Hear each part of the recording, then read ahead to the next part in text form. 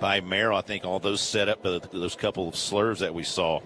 Well, you also said he wasn't going to blow your doors off, so maybe he's just broken in through the back door, kind of snuck in. He kind of blew his doors off right there. That one he did, and no doubt.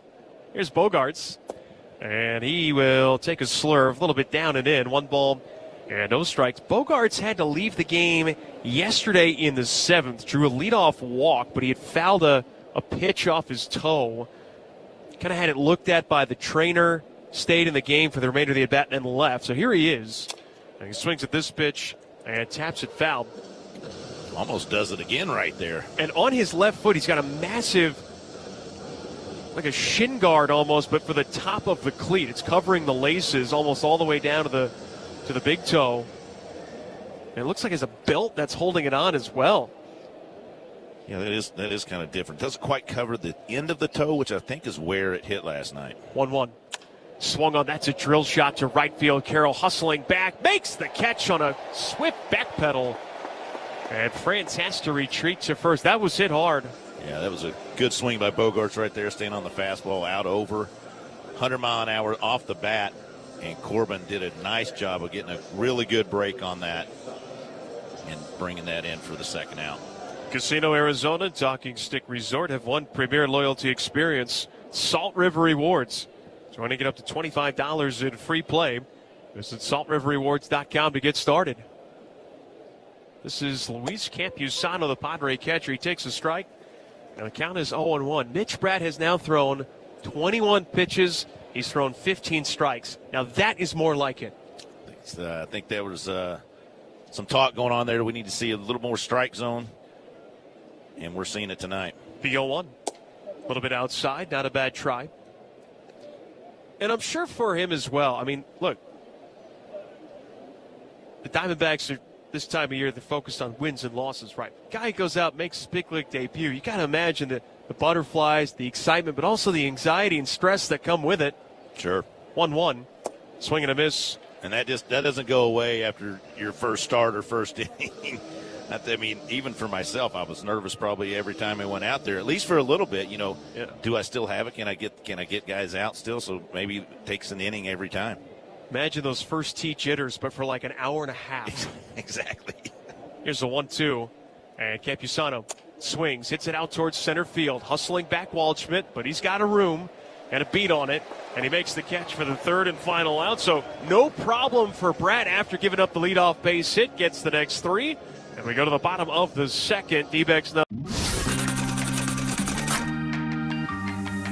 Now representing the organization, Jim Leland and A.J. Hinch are presenting Miggy with a customized set of cleats made by renowned artist Marco Terzo, made from several significant baseballs from Miguel's career. The cleats are presented on a base representing the time he spent at both third and first base in his career.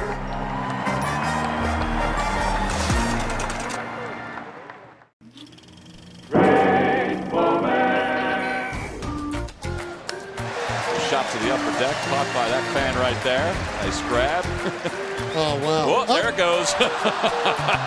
Well, she's only doing what she sees them do all the time. Oh, nice grab. Five really back. She says, well, let me have it. Let me have it, Dad. Thanks. Well, here it goes. Puedes ser el dueño de grandes momentos del béisbol. MLB Auction te permite participar en la subasta de bates, bolas y jerseys autografiados, con artículos de tus equipos de grandes ligas favoritos, leyendas y jugadores. Visita auctions.mlb.com.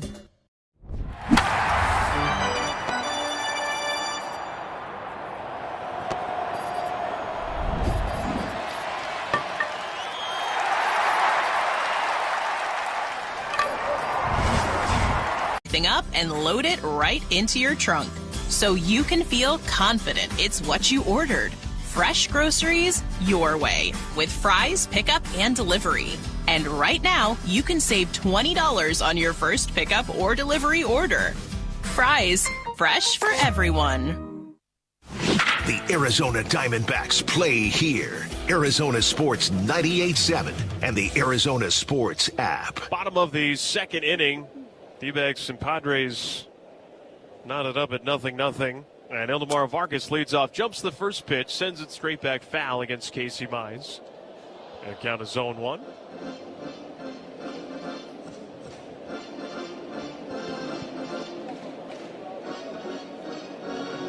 Casey Mize, one of those number 1 overall picks where you think when you get a 1-1, and what's the issue here? Luis Campusano was saying that there's something wrong with the pitch count. Mize was saying that's not the case. He just wanted to go through the signs. And I think now home plate umpire James Jean is calling someone from the home dugout. And it is an issue with the pitch count device, so he'll have to get a new one. But I'm just going to say, you think when you have a first overall pick that you're getting a transcendent superstar, someone who's destined to be an all-star 8 to 10 times and maybe one day have his name memorialized at Cooperstown. Sure, that's what most hope. fan bases think. Yeah. But the reality is, at the bare minimum, you just want to have a really productive, everyday player if it's a position player, and obviously if it's a pitcher, most likely you're not going to take a reliever with the number 1 overall pick. So a guy who's going to anchor your staff for many years. Yeah. I think that's what Casey Mize was for the Tigers. Obviously, battled some injuries, had Tommy John surgery, which cost him a decent chunk of time. This was back in 2023. But he was an all-star last year. Actually, Corbin Carroll hit a home run off of him in that all-star game. Right. First Diamondback ever to hit a home run in an all-star exhibition. As the 0-1 now to Vargas. Another swing, this time fly ball to left. And Rengifo camped underneath it, makes the catch, and there's one away. But at times he's been great. All in all, I think it's a fair characterization of Mize to say just a very solid pitcher. Yeah, I agree. And just going back, I guess, to the draft, like, it's just a crapshoot. It's a guess. Like, you know what they're doing in college, but how is that going to, translate over to professional, minors, and into the big leagues? Like, these guys know what they're doing most of the time, though. Here's James McCann. What a great run of form he has been on as of late. First pitch to him is down low for ball 1. He's getting his 3rd consecutive start behind the dish for the Diamondbacks. As now the 1-0 from Mize is low again for ball 2. 2 balls and no strikes. McCann has gone 8 straight with at least an RBI. That ties the Diamondbacks franchise record. No Diamondback has ever gone 9 straight chipping in an RBI.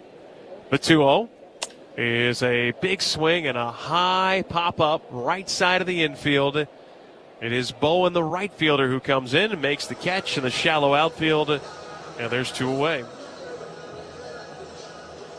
Yeah, McCann's been very good. Very good. They had a big homer last night. Just missed a fastball there. Popping it out to right field, but once he gets consistent playing time, these guys get consistent at bats. They just get comfortable. Tyler Locklear, he's trying to get more consistent ABs.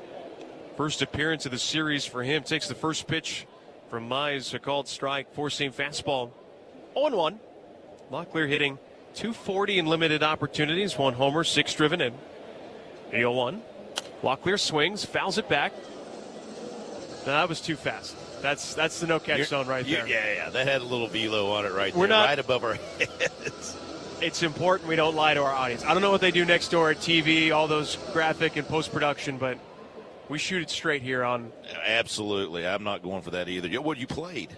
0-2, reached for. This is dumped towards shallow right. It's falling fast and down for a base hit. Tatis came charging out from second.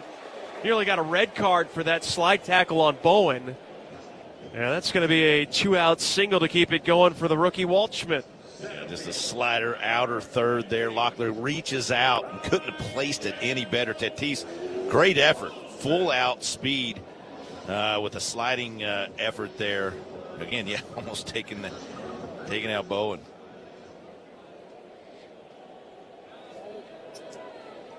Nothing our score. 2 down in the bottom of the second. Mize's pitch is a little too high to Waldschmidt for ball 1. Waldschmidt 1 for 3. Got a base hit in his final at bat last night. Average hovering right around 287. Very encouraging to see him get all these hits Now you're just looking to see a little more slug. 1-0. Missed outside. 2 balls and no strikes. Most of the hits for Waldschmidt as of late have been singles, and he's still in almost 50 games now played for the Diamondbacks. Just the 1 home run. The 2-0 from Mize is swung on that. It's ripped to short. It rolls up the arm of Bogaerts and lands right in front of him. I imagine that will be an E6. They're going to give that a base hit just for the sheer fact it was hit hard. To be fair, it's hit right at a major league shortstop. Did not have to move to his left or his right. Probably should be making those plays. Yeah, that ball was absolutely smoked. Bogaerts on his heels immediately when it was coming towards him. You can see him backpedaling on his heels, and that ball just ate him up. It was 98, 99 miles an hour off the bat, but you would expect a major league shortstop, I feel like, to make that play. At least a major league pitcher on the mound would want his major league shortstop to make that play. Absolutely. Lars Nootbaar takes the slider for a strike. 0-1 on him. D-backs trying to make a little 2-out magic happen. Back-to-back singles by Locklear and Waldschmidt. Nootbaar walked his first time up. And from the stretch, the 0-1. Swung on, chopper up the middle, but that's where Bogaerts was positioned. He has it, steps on second, throws to first unnecessarily. The inning is over.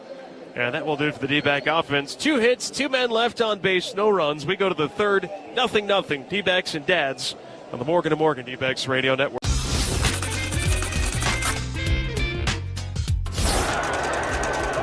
Stottlemyre still wants somebody. There's Randy Johnson, the big unit. He towers over everybody. Randy's got to change his cap. Oh, jeez. There you go. That looks better. Get that D-backs hat on, Randy.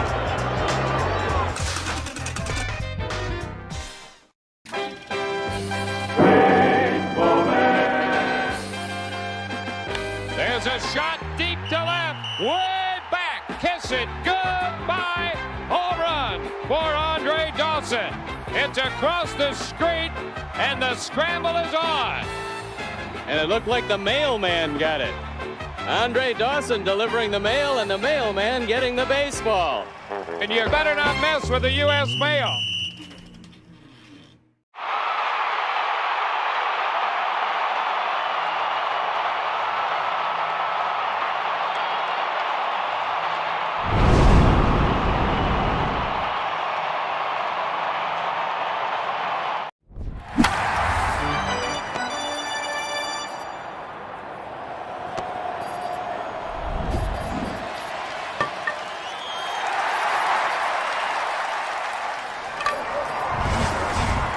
Responsibly, B21. The D-backs host the San Diego Padres at Chase Field for a 4-game weekday series starting August 3rd. Get your tickets for the matchup at dbacks.com. D-backs Front Office Focus. Wednesday mornings at 11:45 on Arizona Sports 98.7 and the Arizona Sports app. The lefty Jake Cronenworth will lead off for the Padres at the top of the 3rd inning. Scoreless ball game right now as Bratt has been excellent so far tonight. First pitch to Cronenworth, missed a touch outside for ball 1. 2 scoreless innings for Bratt. Already has 3 strikeouts. He's only given up the 1 hit. Right now the 1-0 to Cronenworth is a little inside.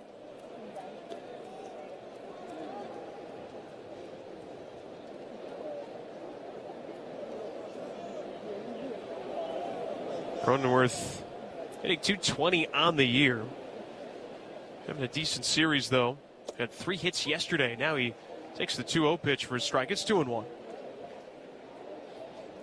Got to imagine, Webby, it's going to be really important for a guy like Bratt to take advantage of the left-on-left matchup. So have him with Merrill and Cronenworth. Struck out Merrill earlier.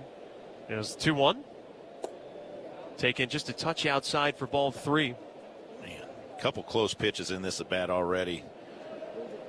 One of them maybe even challengeable, but nonetheless, yeah, 3-1 on the lefty. I agree. The lefty-lefty matchups he should definitely take advantage of.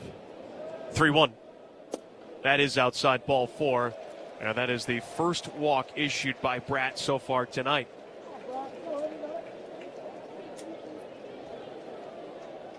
Before that at bat, he was all over the strike zone. So the conversations, whatever they had, the coaching staff, Torrey, Kaplan, obviously has made a dent. But again, 29 pitches, already got 18 strikes. So pretty good.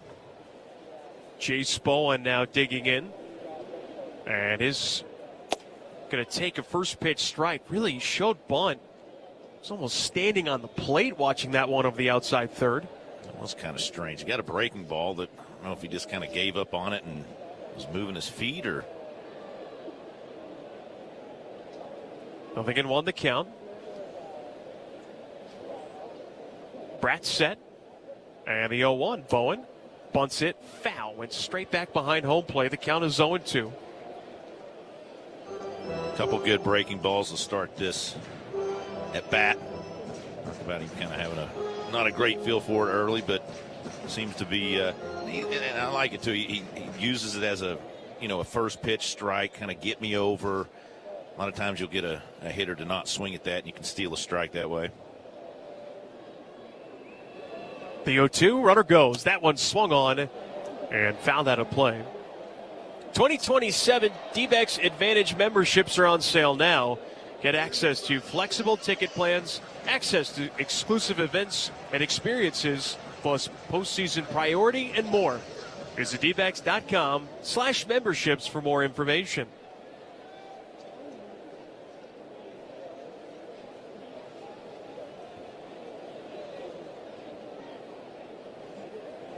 Oh-2 from Bratt. Strike three called. A late call from James Jean. Had to think about it. Now the Padres already down a challenge. Not going to wager the second one. Let's take a look. McCann standing up. Kind of looked like it was supposed to be a little high, but yeah, delayed call. Good pitch. Was able to get the punch out of Bowen. Might have been just a fraction off the plate, but D-backs will take it. That's the cost of losing those challenges early. Right. Runner goes. First pitch is a strike. Oh, goodness. This throw goes into center field. And a good deke by Ildemaro Vargas. Just kind of keeping Cronenworth on second base, but. Yeah, McCann was a good jump there by Cronenworth. McCann didn't have much of a. It looked like it just slipped out of his hand, honestly. He tried to throw it from his knee, but I think he was going to clearly be there 20 feet over second base, so no chance there. But Vargas deking him with holding the glove on, and Cronenworth stayed at second base. Yeah, Cronenworth gets his 6th stolen base of the year. Hate to say it, that throw was a little Jake Taylor-esque. The 0-1. Back who's fresh from Mexico as that slider missed. 1 ball and 1 strike.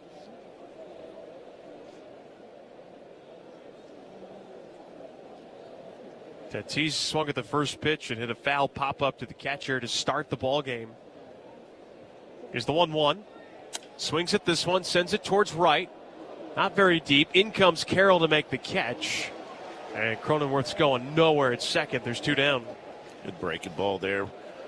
Once again, the slurve from Bratt gets in on Tatis, and he's just trying to fist it off and kind of flare it out there to right field for an easy fly ball out. 0-0 our score. Top of inning number 3.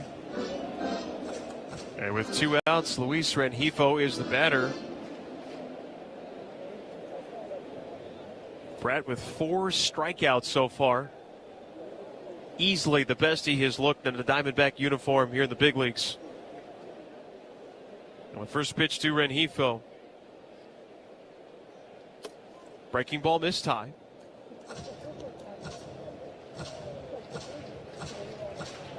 Well, don't forget, after the series concludes Thursday night between the D-backs Padres, D-backs going to welcome the Dodgers for a 3-game series. Dodgers have lost 6 straight. There's a 1-0. Swung on. Now that one fouled back. Now that's in the catch zone right there. We're trying to make a play on that one. Yeah, I agree with that. It had a little less velo on there. 64 miles an hour to be exact. We got that. Well, maybe. I mean, you might have it. You got bigger hands than I. It's the spin that gets you. Is that what it is? That's what it is. Here's 1-1. And again, Brett way too high with a miss. McCann makes the catch, then with both hands kind of gesturing, settle down. As the count is now 2 balls and a strike, but we're already getting reports that we're expecting 3 sellouts over the weekend. Right now, our smallest crowd is projected to be a little over 42,000 people. Yeah, there's no doubt about it. Tickets will be at a premium this weekend. The 2-1. Big swing by Rengifo and sends it into the screen. It's 2-2. D-backs will not see Tarek Skubal, who picked up a losing decision in his Dodger debut against the Cubs, who obviously with a 6-game losing streak swept the Dodgers with a win today. PCA, pair of homers and a double. What a year that guy's having. 2 balls, 2 strikes. Runner at second for the Padres. Spratt heaves it, and Rengifo fouls it.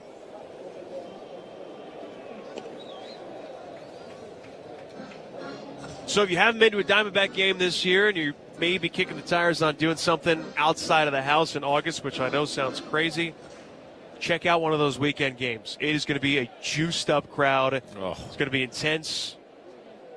And hopefully we'll see a couple Diamondback wins at the minimum. 2-2. Swing and a foul tip. McCann hangs on. That's the 5th strikeout for Bratt, and that puts it in to the top of the 3rd. Padres strand a runner at second, and we go to the bottom of the 3rd. 0-0. D-backs and Padres on the Morgan & Morgan D-backs Radio Network. After the D-backs Dodgers game on Friday, August 7th, enjoy a free post-game concert featuring Jayco. This is my 1994 Topps card. This is an action shot. You know, I have no idea what I did this pitch, but it shows me, good form, head down, looking at the path of the ball, swing, the bad front leg sort of straight. I think that was a good at bat. I'm going to swear by it. I think I hit a home run this time.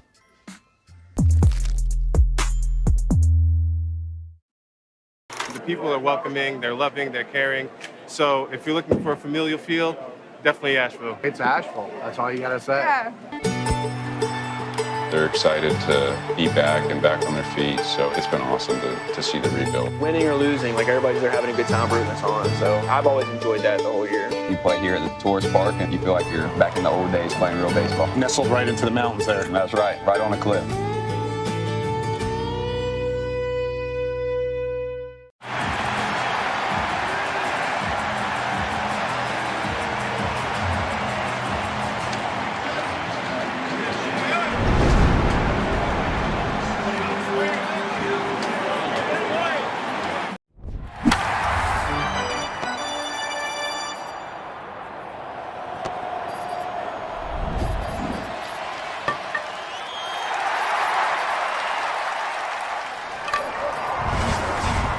Convertible. Details at TalkingStickResort.com. Life well played.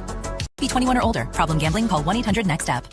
D-back skipper Torey Lovello talks with Burns and Gambo Friday afternoons at 2:30 on Arizona Sports 98.7 in the Arizona Sports app. Bottom of the 3rd, Corbin Carroll wasting no time. Grounds the first splitter foul. He's behind 0-1. Base hit on the ground to right his first time up. 1 for 1. As the 0-1 now from Mize is up and in. 1 ball and 1 strike. Carroll, the struggles have been well documented. The source has been some tinkering with the swing, just trying to get things kind of synced up again. As the 1-1 is weakly grounded up the first base side to swinging bunt, and Mize's only play is to let it go foul, which it just does. As the count is now 1-2.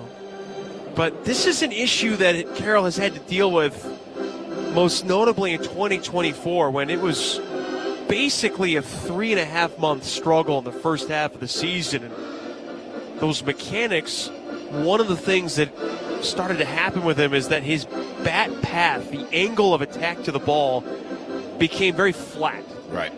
And so sometimes if you're a little bit older and you think about old hitting coaches, hey, think about chopping the ball in half, get backspin, line drives, things like that. When your bat path is flat, the ball has a tendency to create backspin but shoot straight up in the air, and that's when Carroll was having all these pop-ups, foul-outs, and fly-outs, as this is a high pop-up, just foul, left side. Yeah, you just get underneath it. You have to have a little bit of angle on the bat to having, square up for the most part. But, yeah, he was getting beat inside. Remember, he was getting beat up and in.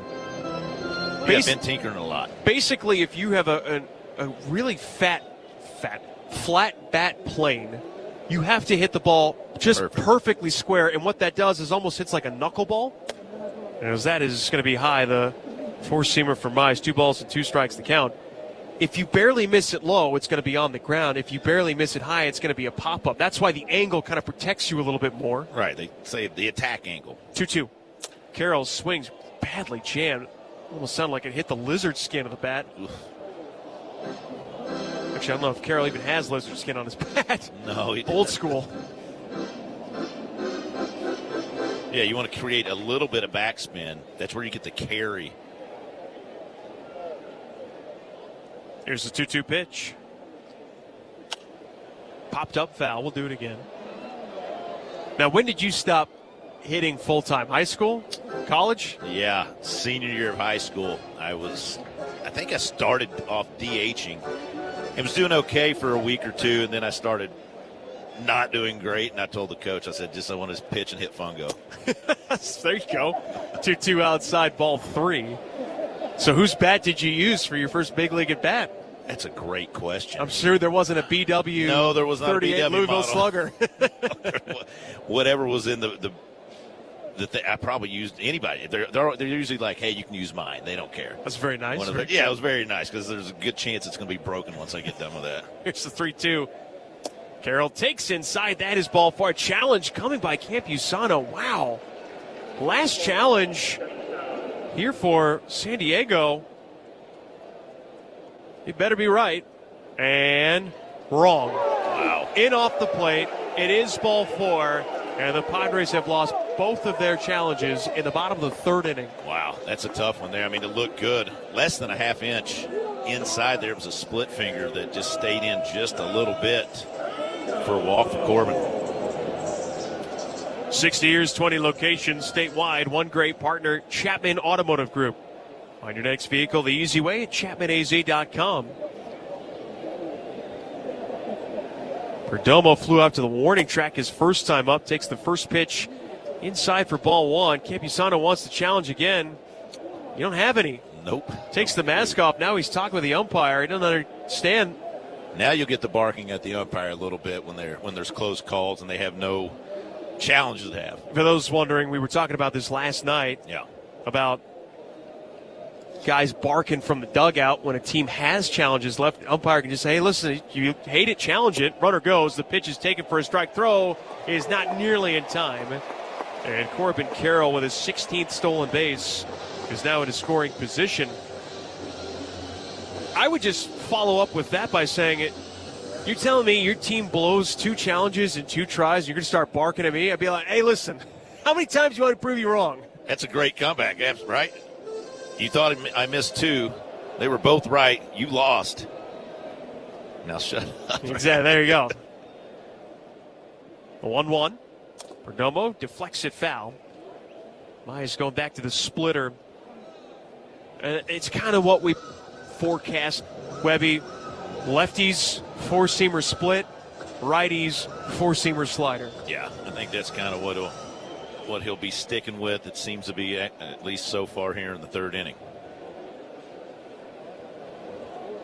No score, bottom of the 3rd inning.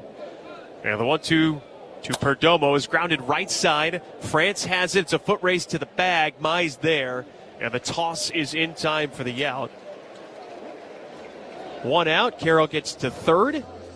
And Moreno with another golden opportunity to get the D-backs on the board. Yeah, another productive out there by Perdomo. Splitter once again. We've seen a lot of those from Mize today. He's got a really good one. But nonetheless, gets Corbin over to 3rd and a chance to hit a sac fly or base hit and knock in a run.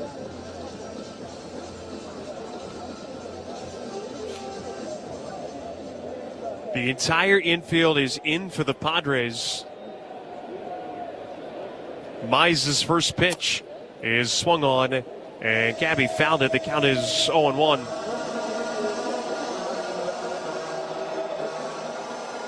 Gabby struck out looking his first time up, got a 3-1 count, and then had two pretty attractive-looking fastballs. He fouled one of them, and then he took the second one for strike 3. Here's the 0-1. Gabby takes a slider down and away. 1 ball and 1 strike. Trying to keep the ball on the ground is what Mize is trying to do here with Gabby, having a chance to keep it in on the infield, not lifted in the air for a sac fly. The 1-1. Slider missed badly outside that time. 2 balls, 1 strike. He's got himself a hitter-friendly count. Well, again, no Tatis in right field. He's getting the start at second base, so that way Bowen and Rengifo can both be in the lineup. Here's the 2-1. And Gabby swings and sends it out to center. This will do a job. Merrill is underneath it. He makes the catch. Carroll tags from third and scores with ease. And the Diamondbacks take a 1-0 lead in the bottom of the third. A nice job by Gabby right there, lifting that to center field. He gets it. Mize was trying to go away, paint one way, four-seamer. Ends up fading back over the plate, and Gabby got just enough of that to lift to center field for an easy sac fly.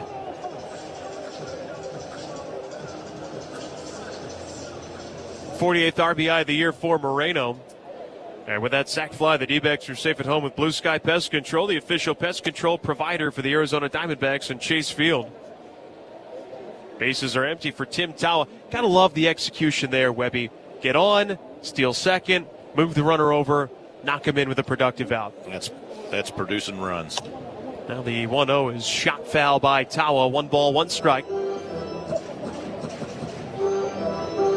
Against tough pitchers like Mize, that's how you're going to have to. That's how you're going to have to do it. You're not going to hit a bunch of long balls or have a bunch of crooked numbers on the board. So 1-1, and Tawa lets it travel, lifts it in the air towards right. That'll get out of play.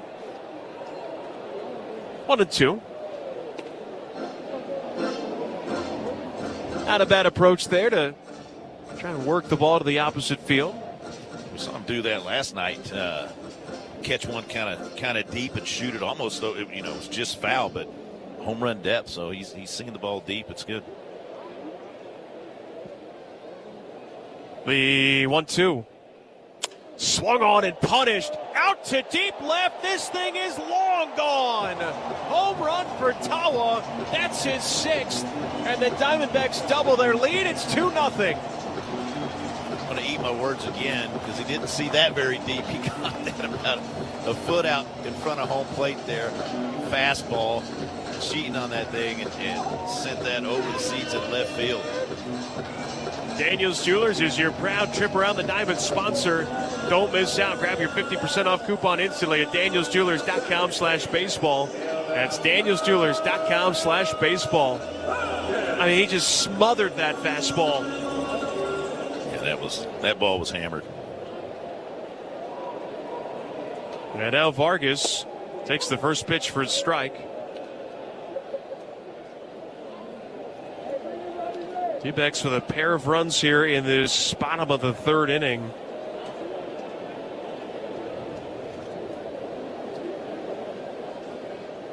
Now the 0-1. And Vargas foul tips it. 0-2. Only the 6th home run that Mize has given up this year. So he's not going to give up bombs, but one was. The 0-2's on the way. Vargas swings. This is hit pretty well. Right center field. Long run. Merrill still going. This ball is caught in stride. Terrific catch made by Jackson Merrill. And that's going to do it for the offense for the D-backs here in the bottom of the third. But they score twice. First a sac fly, then a deep drive. We go to the 4th. It's the D-backs 2 and the Padres 0 in the Morgan & Morgan D-backs. Well,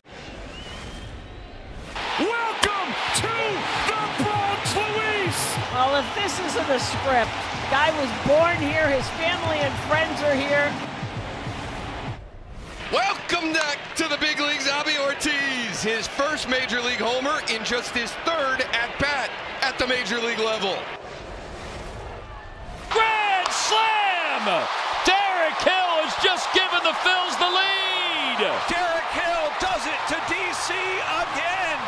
4-3, Phillies lead it. Derek Hill with his 9th home run of the season. So it's 6 shutout, season high, 8 strikeouts. Incredible work by him, and featuring the sweeper today. A nice little left turn. Used it versus righties and lefties. 3 home runs, 6 RBIs. Yes, he got his 18th home run in this series. He got it in this game. Have a night, Alec Burleson. Have a night. Two-run double.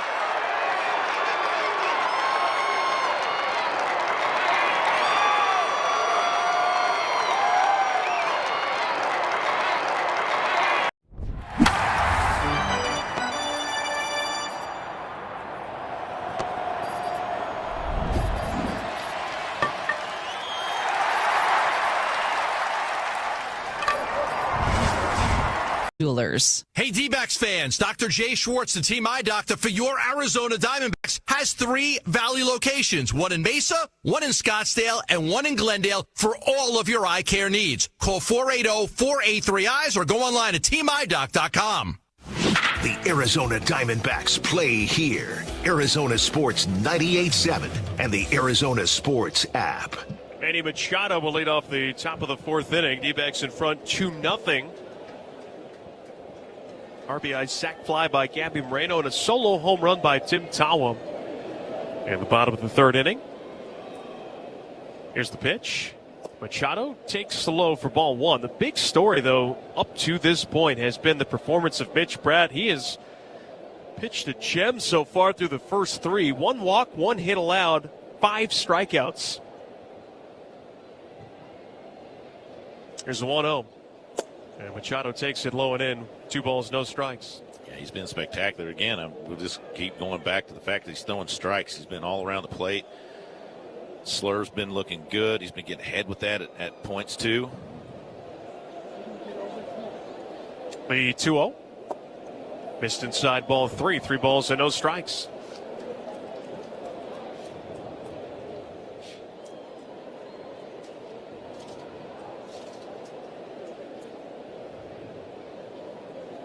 This is the 2nd time in the game that Bratt has fallen behind a hitter 3-0. The first was Cronenworth. He eventually walked. Bratt is set. That is 3-0. Machado takes inside. That's ball 4.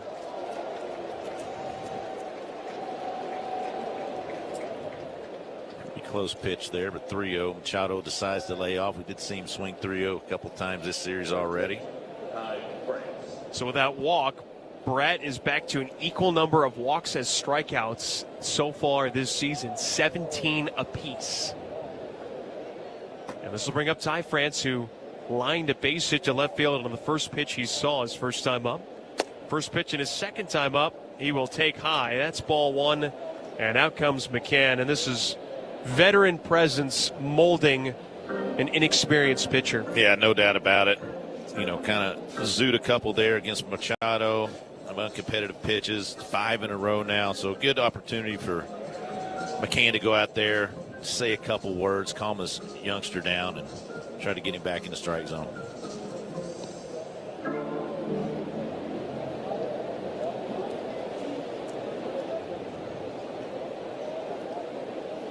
One ball, no strikes. And Bratt trying to find the strike zone. Nearly hit him. Slider missed way inside. And the count 2 balls and no strikes here on France. Again, went with the slider. We've seen him miss a couple times up, way up with the slider, almost like it's slipping out of the hand. The last couple have been on right-handed hitters down and towards their feet. The 2-0 is swung on and fouled away. We were talking earlier about, as a young pitcher, when you experience nerves, how it doesn't go away after your first start. It doesn't necessarily go away after your first inning. And for a guy like Brad, who, I mean, he's well aware, right? The walks have been a problem. He's got to get the walks under control. So you issue a 4-pitch walk, and now all you can think about is, God, please, can I just throw this in the strike zone? Exactly. I mean, he was going so good, right, and probably not thinking about anything. He issues a leadoff 4-pitch walk. Now stuff starts to creep in your head. You know, it's kind of hard not to do that sometimes, and you time, throw a couple more balls right after that walk. Here's the 2-1. Right down the middle for a strike. And the count even at 2-2. In your best starts, you were never thinking, I'm just going to place it here. You just, what pitch? Got it. And you just snapped it. That's how you got to do it. You just have to let it rip. You can't think too much as a pitcher out there and try to guide the ball where you want it to go. You just throw it. 2-2 is swung on, and a little flare to shallow right. Carroll all over it, makes the catch. And there's one gone. And all of a sudden, probably some of the tension just easing out of the shoulders of Bratt. Yeah, no doubt about that. After falling behind 2-0 right there to France, does a nice job and throws another slurve. He's still going with it, sticking with it. It is a good pitch for him and gets a little flare there to right field for the first out.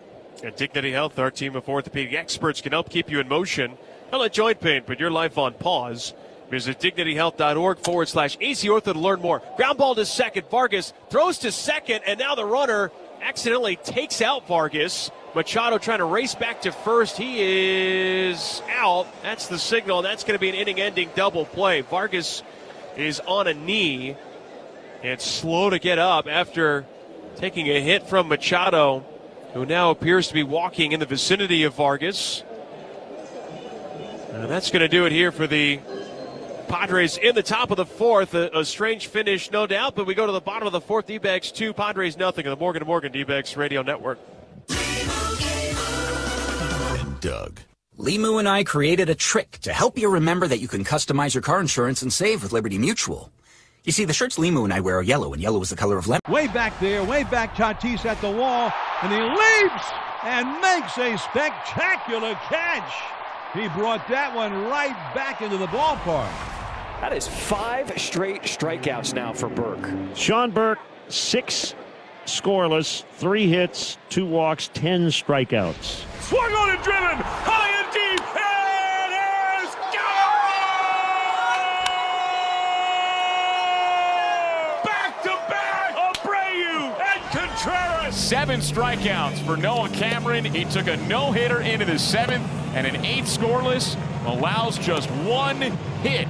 An incredible performance today from the Royals lefty. Back it goes, deep it goes, and gone! Cody Clemens wins it down to their final strike. Twins win! Twins win! The Twins win it! If you stick around to the end with this club, you never know what you might find.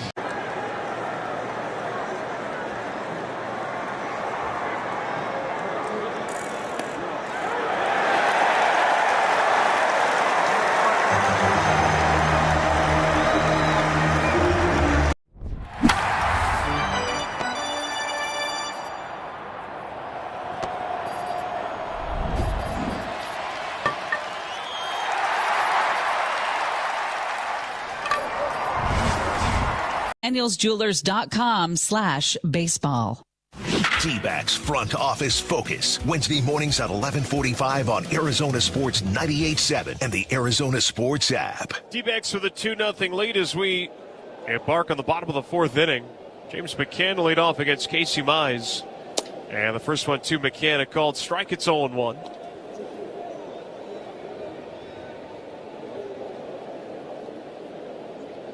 And McCann his first time up.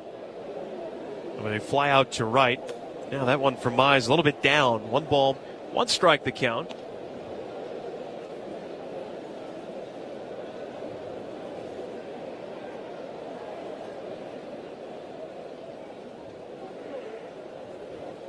One swung on, another fly ball to right center field, and Merrill comes in, calls off Bowen, and the center fielder makes the grab. There's 1 away.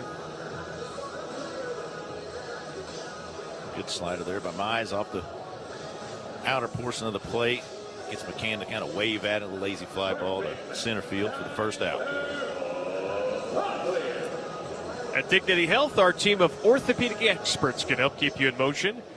Don't let joint pain put your life on pause. Visit dignityhealth.org/AZ Ortho to learn more. And Locklear grounds the first pitch foul. 0-1 the count.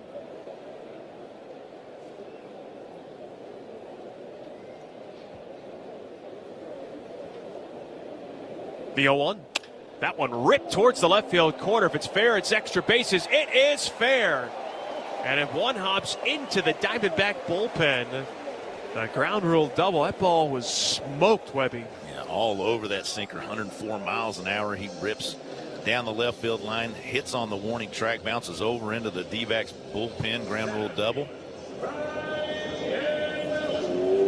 And that D-back double brought to you by Uber Eats. Get $15 off your next order with code DBACKS2026. Waldschmidt had a base hit his first time up. First pitch. Takes a breaking ball in the dirt. That's terrific by Campusano defensively. Runner at second, one out. You're trying to get to third any way that you can without giving up an out. And if he backhands that and misses it, D-backs are in business. No doubt. 1 ball, no strikes. Mize kicks, fires. And Waldschmidt swings over the top of a pretty good slider. It's 1-1.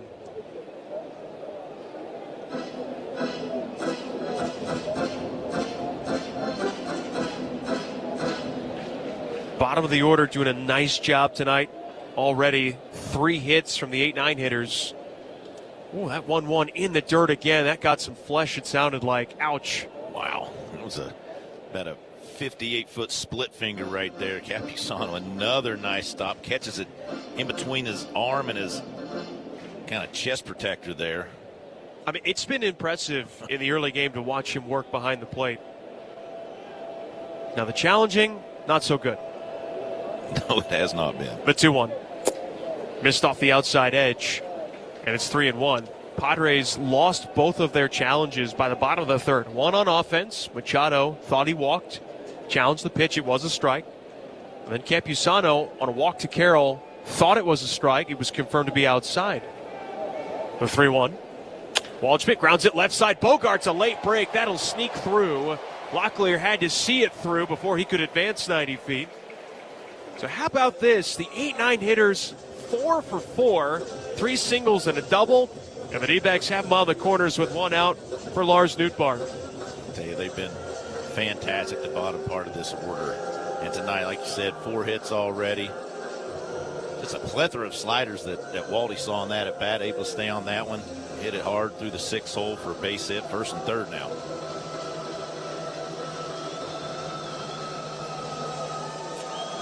A mound visit now is pitching coach Ruben Niebla talking to his new pitcher, Casey Mize. This is his Padre debut after being acquired from Detroit at the trade deadline. And this mound visit is brought to you by Zoyo Neighborhood Yogurt. Did you know that with 20 locations in Arizona, Zoyo Yogurt is always close to you? Come cool off with the best frozen yogurt in the valley. We're waiting for you. Mize really, against the Diamondbacks, has had a couple of firsts. His first start of the season was against the Diamondbacks. Gave up 1 run and struck out 9 while walking only 2 in 6 strong innings. But that was a game the D-backs won 7-5. Jose Fernandez, the 2-homer game. So he watched Jose Fernandez ruin all of his good work from the dugout. Nootbaar goes after the first pitch and rolls it foul. And now here he is in his first start as a San Diego Padre.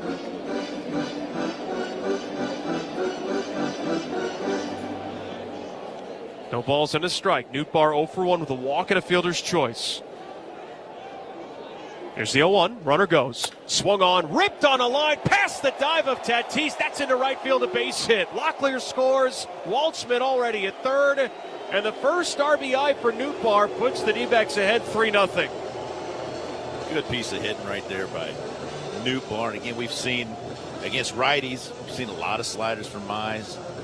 On the lefties, like Nootbaar is, we've seen a lot of splitties. He saw 2 in that at bat, saw 1 up right there, was able to get a good piece of wood on there, hit that into right field for an RBI. Bottom of the order production leads to top of the order progress.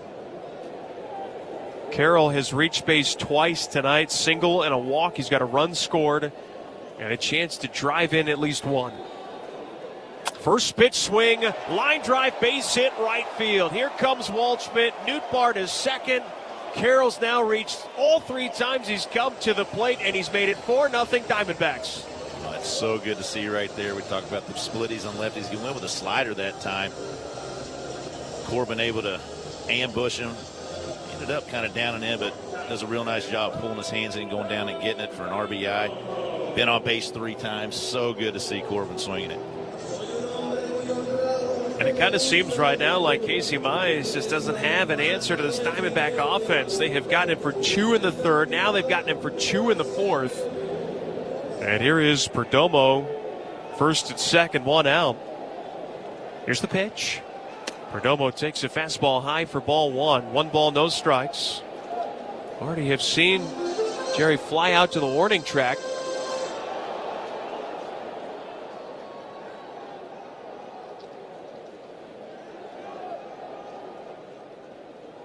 Now he swings, and there's a line drive, base hit into center field. Nootbaar stopped at 3rd. Merrill comes up firing right to the cutoff man, France. The bases are loaded. That's 5 consecutive hits after the flyout by McCann, and they are juiced up for Moreno. Man, another split finger just hanging up in the zone. Perdomo sees that out over. Line drive into center field. Bases loaded now.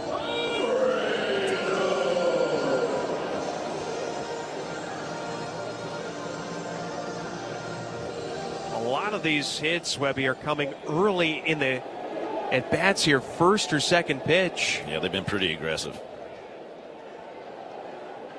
Moreno takes a juicy fastball down the middle for a strike.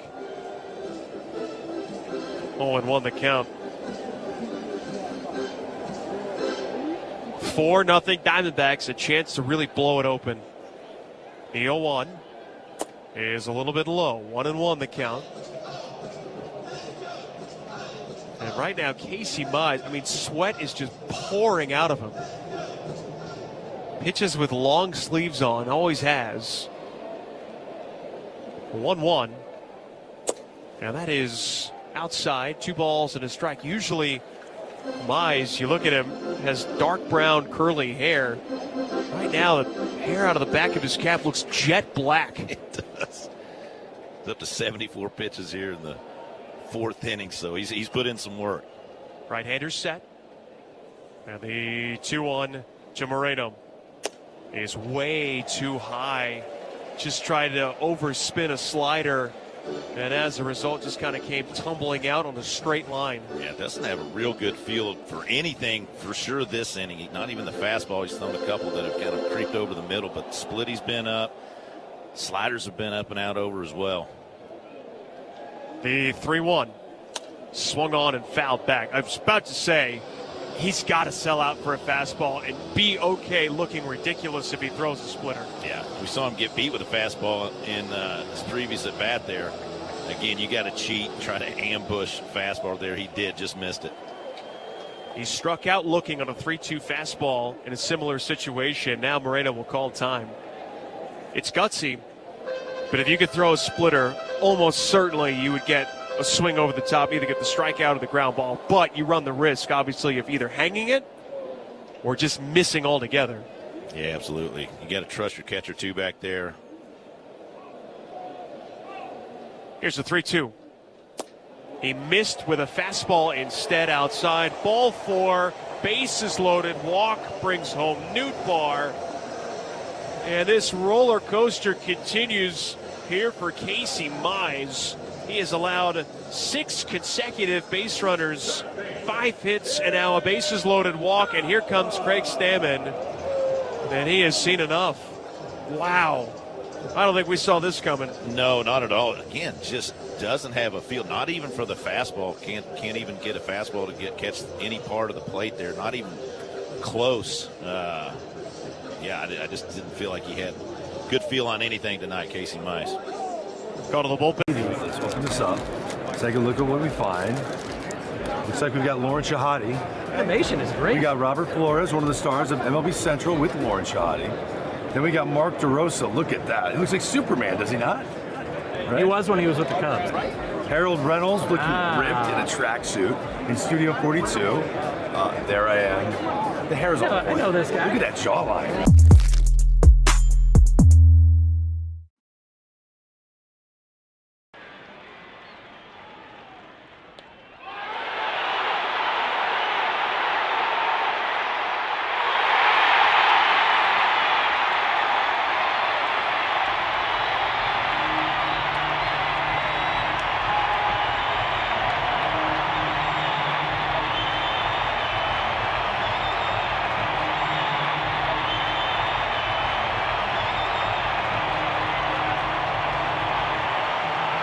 Puedes ser el dueño de grandes momentos del béisbol. MLB Auction te permite participar en la subasta de bates, bolas y jerseys autografiados, con artículos de tus equipos de grandes ligas favoritos, leyendas y jugadores. Visita auctions.mlb.com.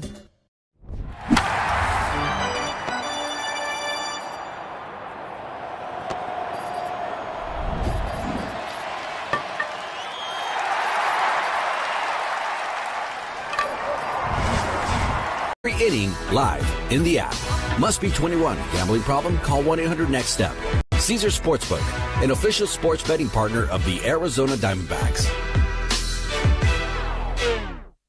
D-backs skipper Torey Lovello talks with Burns and Gambo Friday afternoons at 2:30 on Arizona Sports 98.7 and the Arizona Sports app. Padres are bringing in Kyle Hart, who is 0-2 with a 4.53 ERA. And 29 appearances out of the bullpen, 38 strikeouts, 13 walks, and a little under 43 innings pitched. It is a left-hander that is brought in, obviously kind of a bulk guy for the Padres. And Hart comes in with the bases loaded facing Tim Tawa. Tawa has already homered in this game once. And he takes the first pitch from Hart outside, sinker, low 90s. 1 ball, no strikes. Obviously not doing a matchup here, just looking for some length out of this bullpen with the righties and Tawa, Vargas, McCann, Locklear coming up. And the 1-0 pitch is low. You would think, to your point about matchups, that you really could not pick a worse spot to bring a lefty in for. Right. Because you have a righty at the plate, you have Vargas the switch, whose preferred side is batting right-handed, followed by righty, righty, righty. And again, bases loaded, 1 out. As now the 2-0 pitch to Tim Tawa is swung on and fouled back. Good pass to the ball that time. It's 2-1. All over that fastball right there. Good hack. 2-0, just kind of letting it eat. Just missed it, swung on her just a tad. Got a piece of it.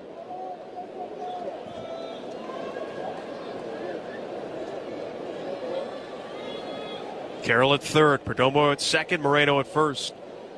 And now the 2-1.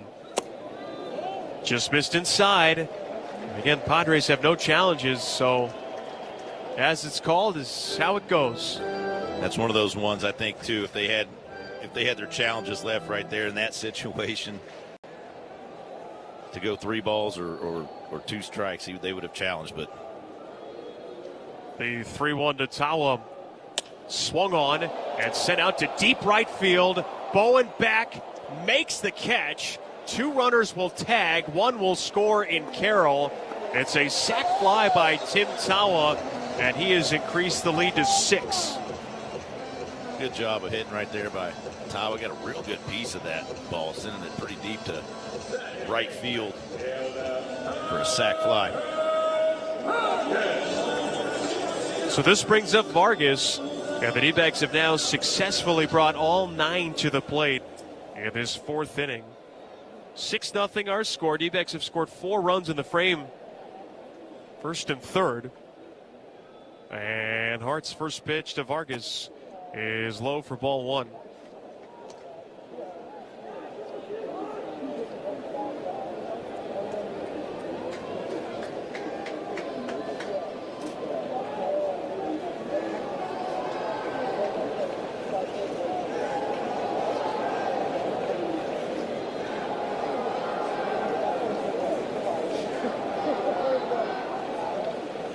Hart, the lefty, set and ready.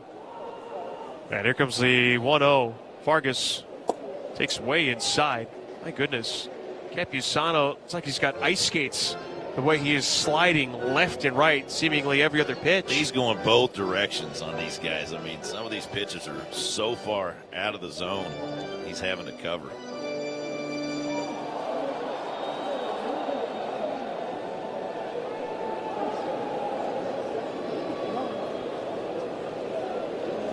Here comes the 2-0. Vargas sends it out towards left center field. This is going to fall, and this is going to be extra bases. Perdomo scores. Moreno will be waved around third. He will score with ease. It's a 2-run, 2-out double by Ildemaro Vargas, and the Diamondbacks have blown it wide open as it's now 8-0. That ball was stung out to the left center field right there, rolling all the way to the wall. 104.5 miles an hour off the bat. 2-0 count, that's what you're supposed to do with that.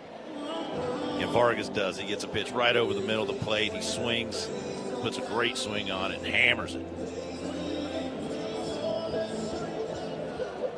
Well, James McCann is trying to avoid making 2 outs in the same inning. Pretty sure that's a finable offense in Kangaroo Court. Yeah, that's not the greatest. Doesn't matter if it's in Little League or the big league. Right. It still sucks. 8 runs on 10 hits. And now, I think we have an issue with PitchCom once again.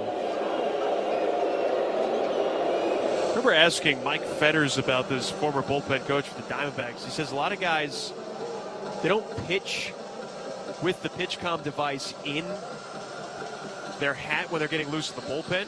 Some guys do, some guys don't, but often it's the case then someone will turn it on in the bullpen and hand it to the guy, and as they're putting it in their hat and they put it on, they accidentally turn it off. So that's why we would see a lot of times before an inning would start, guy would say, hey, I'm not hearing anything, accidentally turn it off. I don't know how it happens in the middle of an inning, but that's what's happened twice so far here for the Padres. Only a minor delay. Yeah, it does seem to happen there when the guys come right in from the bullpen. But Kyle seems to take his hat off every now and then. It might happen like that. Okay, first pitch, McCann. And he takes a strike on the outside third. Don't forget that D-back double brought to you by Uber Eats, courtesy of Ildemaro Vargas.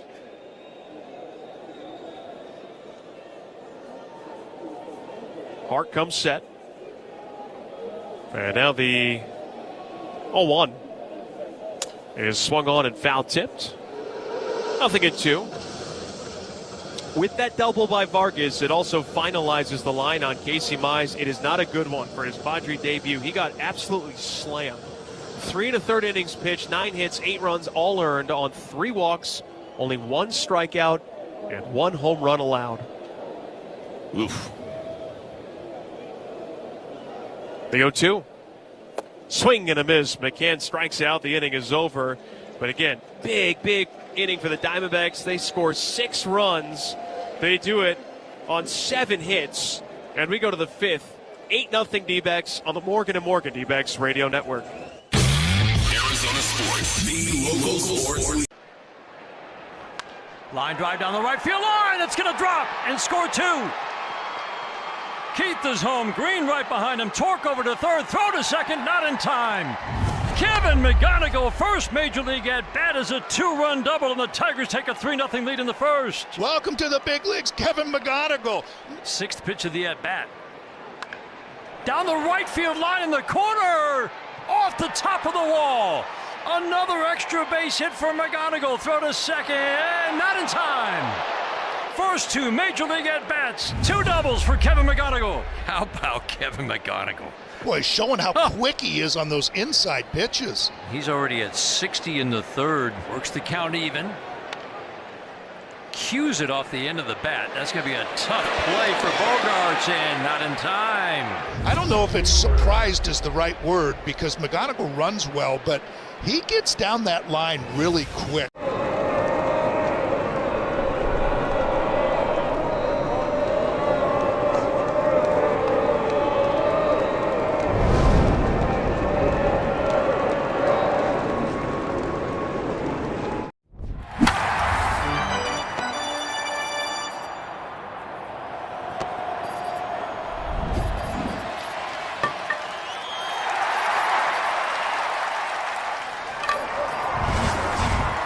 Angeles Dodgers at Chase Field for a weekend series starting Friday, August 7th. Get your tickets for the matchup now at dbacks.com. The Arizona Diamondbacks play here. Arizona Sports 98.7 and the Arizona Sports app. Injured in a car accident or slip and fall? Call in the closers. We're Morgan & Morgan, America's largest injury law firm and proud sponsor of the Arizona Diamondbacks. Well, a long wait for Mitch Bratt to take the mound here in the top of the fifth, but certainly worth the wait. D-backs pounded out 6 runs against the Padres, and they'll have an 8-0 lead. Mitch Bratt going to face Sander Bogaerts. And the first pitch to Bogaerts is in there for his strike. I want to get your thoughts on a couple things here, Webby. First of all, this is a glorious opportunity for Bratt to give the bullpen a day off without having a day off. No one's expecting him to go 9, obviously. Right. He's thrown 53 pitches. This is number 54. And it's taken inside 1 ball and 1 strike. But you got 8 runs to work with. He'll be given some runway to try and get through 7 innings. And the only way to do that, you have to keep attacking and throwing strikes. Yeah, that's what we heard from Tor today, right? I mean, he's a guy that can go 6-7 innings. 1-1 is low. And with this lead, again, you would hope that, I'm sure McCann went up to him like, hey, look at the scoreboard, attack the strike zone, do what you've been doing, let your infielders work, let your defense work, and let's get through a couple more innings. The 2-1 to Bogaerts is way too high. What you don't want to see is another leadoff walk like we saw in the 4th inning.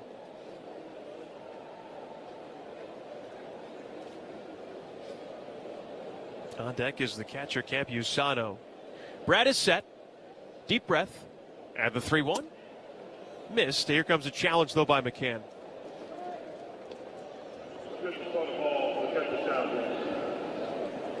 Tell you what, James Jean's got a deep voice. This umpire thing doesn't work out. He does.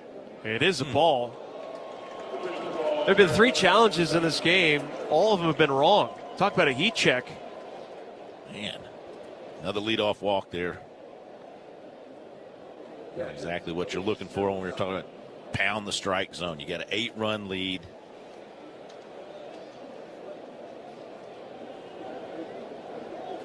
Third walk issued by Bratt. Leadoff man aboard for Campusano. First pitch, and Campusano takes a strike. 1 hit for the Padres so far tonight. A leadoff single by Ty France. Outside of that, their only base runners have been 3 walks. The 0-1. Breaking ball and a beauty. That's a strike. It's 0-2. Good pitch. Couldn't it be more of a table turner from last night's game where Padres rushed out to 6 runs early? Had 16 hits total, I believe. D-backs got 8 runs, 10 hits already. The 0-2. Way outside, a ball and 2 strikes.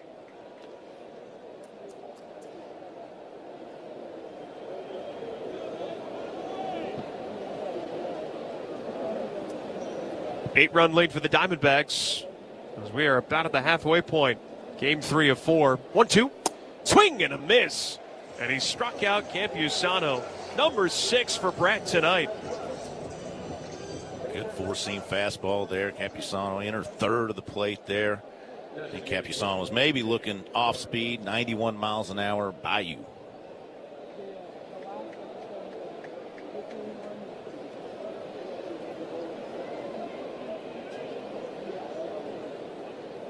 Now Jake Cronenworth, a check swing foul tip. First pitch he saw. 0-1 the count. Oh, Mitch Bratt already adding to what is a new career high for most strikeouts in a game. The question is, what will the number finish at? Left on left, the 0-1. Breaking ball missed up and in. 1 ball and 1 strike the count.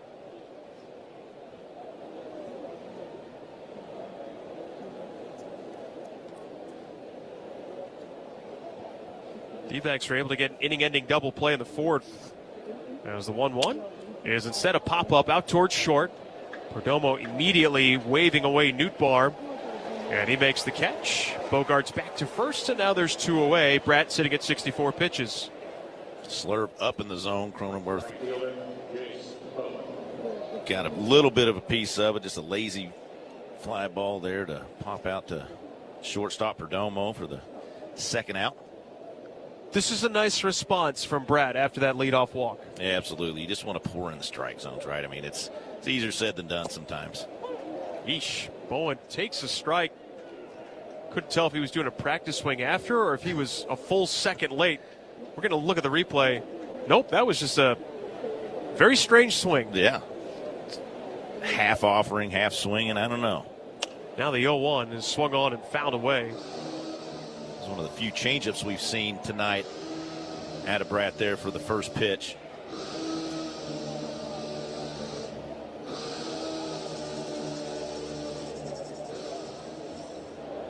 Strong jawline for Bowen, no? Very strong, yeah. Kind of looks like there's the 0-2. Swing and a miss. Doesn't matter. He strikes out on 3 pitches. And 2 more strikeouts for Mitch Bratt. He's got a career-high 7 tonight as the D-backs so far have an 8-0 lead over the Padres as we go to the bottom of the 5th of the Morgan & Morgan. All your favorite games from MLB Play are back. Bigger, bolder, and better than ever. Test your skills with daily puzzles like MLB Pickle, the Ultimate Mystery Player Challenge, and Immaculate Grid, where stats and strategy collide. Then in Spinball, build your roster, take on your friends, and compete for the weekly prize. Or be the first to beat the streak and hit your way to the $5.6 million jackpot. Plus, the all-new Daily Walk-Off. Lock in your players by category for the walk-off win. The game's official home for games is MLB Play. Only on the MLB app and MLB.com.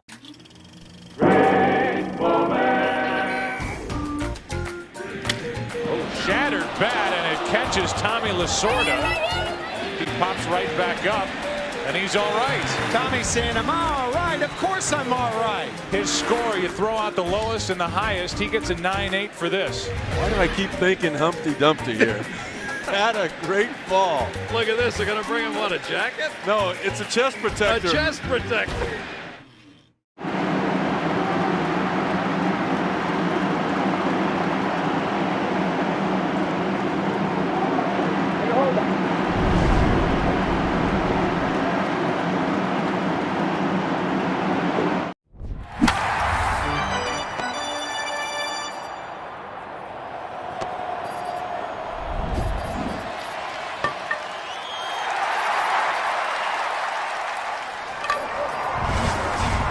AUG components and manage the logistics to get their products to market. The components we distribute are likely in the products you use and depend on every day, from your car to your household appliances. Avnet, delivering what's next in technology distribution. Visit avnet.com to learn more.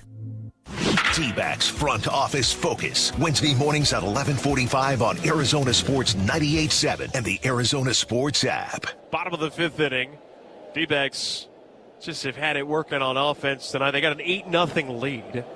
And Tyler Locklear leading it off. They sent 10 men to the plate in the 4th inning. 6 runs on 6 hits. D-backs have 8 runs on 10 hits tonight.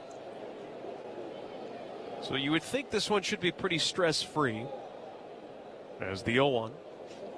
Swing and a miss. Locklear behind here, 0-2.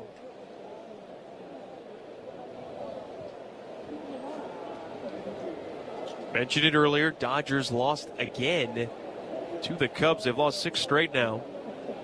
As the 0-2 pitch. And that's in the dirt. 1 ball, 2 strikes. They've probably either just or not too long ago landed in Phoenix. They have an off day tomorrow. Imagine most of that will be spent either inside or at the hotel pool, whatever fancy hotel they decide to reside at. Yeah, hopefully at the pool, getting sunburned. 1-2. And Locklear got a piece of that one. And then it's a really critical 3-game series over the weekend. D-backs just trying to keep the momentum going. They've obviously been playing some great baseball. Kind of ending the first half and coming out into the second half. I mean, they've won 15 of the last 22 games, and it certainly seems like it should be 16 out of 23 so long as they don't spill their dinner on their lap in this one. No doubt. 1-2. Locklear lunging but takes outside. Hart tried to split her. It's 2-2. It's been a popular pitch this series. A lot of guys throwing split fingers we've seen so far in these 3 games. 2-2. Swung on, and a ground ball foul. So the Phillies and the Nationals were tied at 3 in the 9th inning. Phillies bringing their closer, Joe Anderon, to make sure now this game goes to extras. He fires a scoreless 9th. Okay. They go to the 10th, and that's when things turn south for Philly real quick. Here's a 2-2. Swing and a miss. Locklear down on strikes.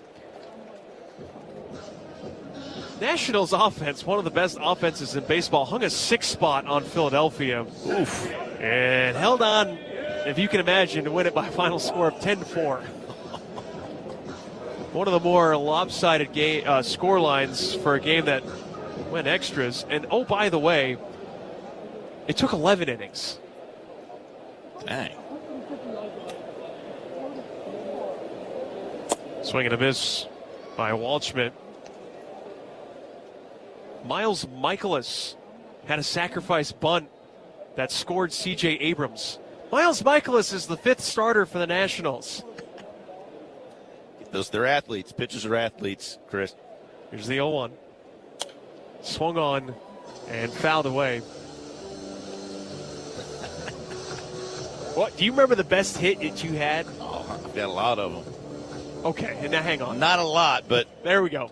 Not a lot. I was a good bunter, but I did hit 2 off the wall with bases loaded, so 2 almost grand slams.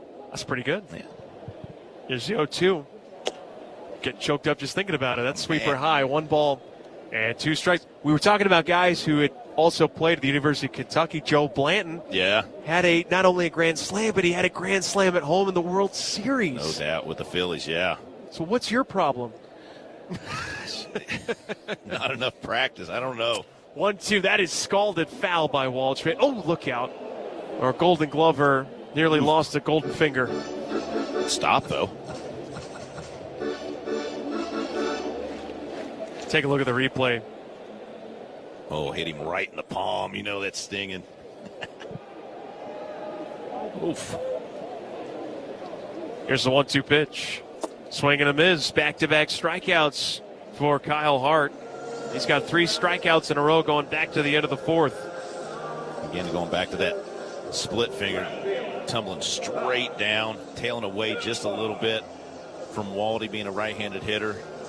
Hart being a left-handed pitcher. You know, it just seemed like Webby, when he came into the game with the bases loaded, he did not feel comfortable throwing that splitter with so much traffic. Now that there's nobody on base, he's thrown it a lot, and he's really got a nice feel for it. Yeah, he does.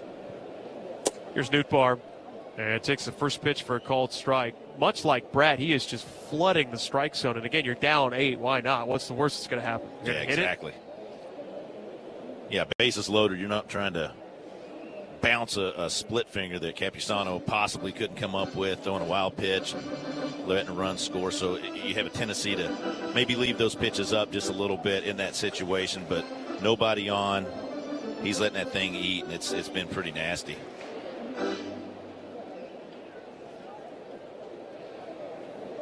So if the D-backs can hang on and win it, they will once again be in a tie with Philadelphia for the second final wild card spot. The 0-1. Down and away. We're in the bottom of the 5th. There's 2 outs, and the Diamondbacks 8-0 lead. 2 in the 3rd inning. 6 runs in the 4th inning. Hart ready, and the left-hander's 1-1. He is again outside. 2 balls, 1 strike.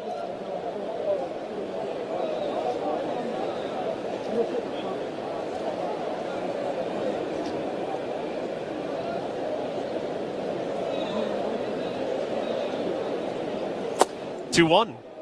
And again, missing down and away. You're kind of jerking that four-seamer in this at bat, down over towards the right-handed batter's box.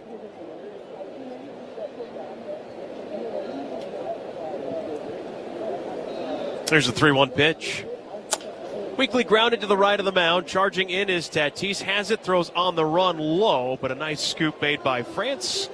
Inning is over, and it's a 1-2-3, bottom of the fifth. We go to the sixth. D-backs lead San Diego 8-0. Brandon Webb and I will be right back after this on the Morgan. It's over his head, but somehow he ran it down and made the catch. Turner dives, he's got it, gets to his feet, throws to first, he got it. On comes Paez, he'll slide feet first and make a tremendous catch. Leaping try, Wilson makes the catch. Get up, he did it again. Oh, baby, what a play by Nasim Nunez. Sprints on, Kyle Tucker makes his own first impression for Scooble. Varsho on the move, and he's going to make a sliding catch. Round to the right side, Michael Bush. Hey, nice glove. Andy Paez with another gem in center field. So does Clark, and Max Clark throws his body at it. That's a long run for Max Clark. DeLuca racing in, dives and makes the catch. Caught by Adames. Got hops. Nice backhanded pick by Ernie Clement. Ernie Clement flashes the leather. Wanted in the air, third base side, and caught by a sliding Caminero. What a pretty play by Junior. Up the middle, and falling, flipping to second for the out.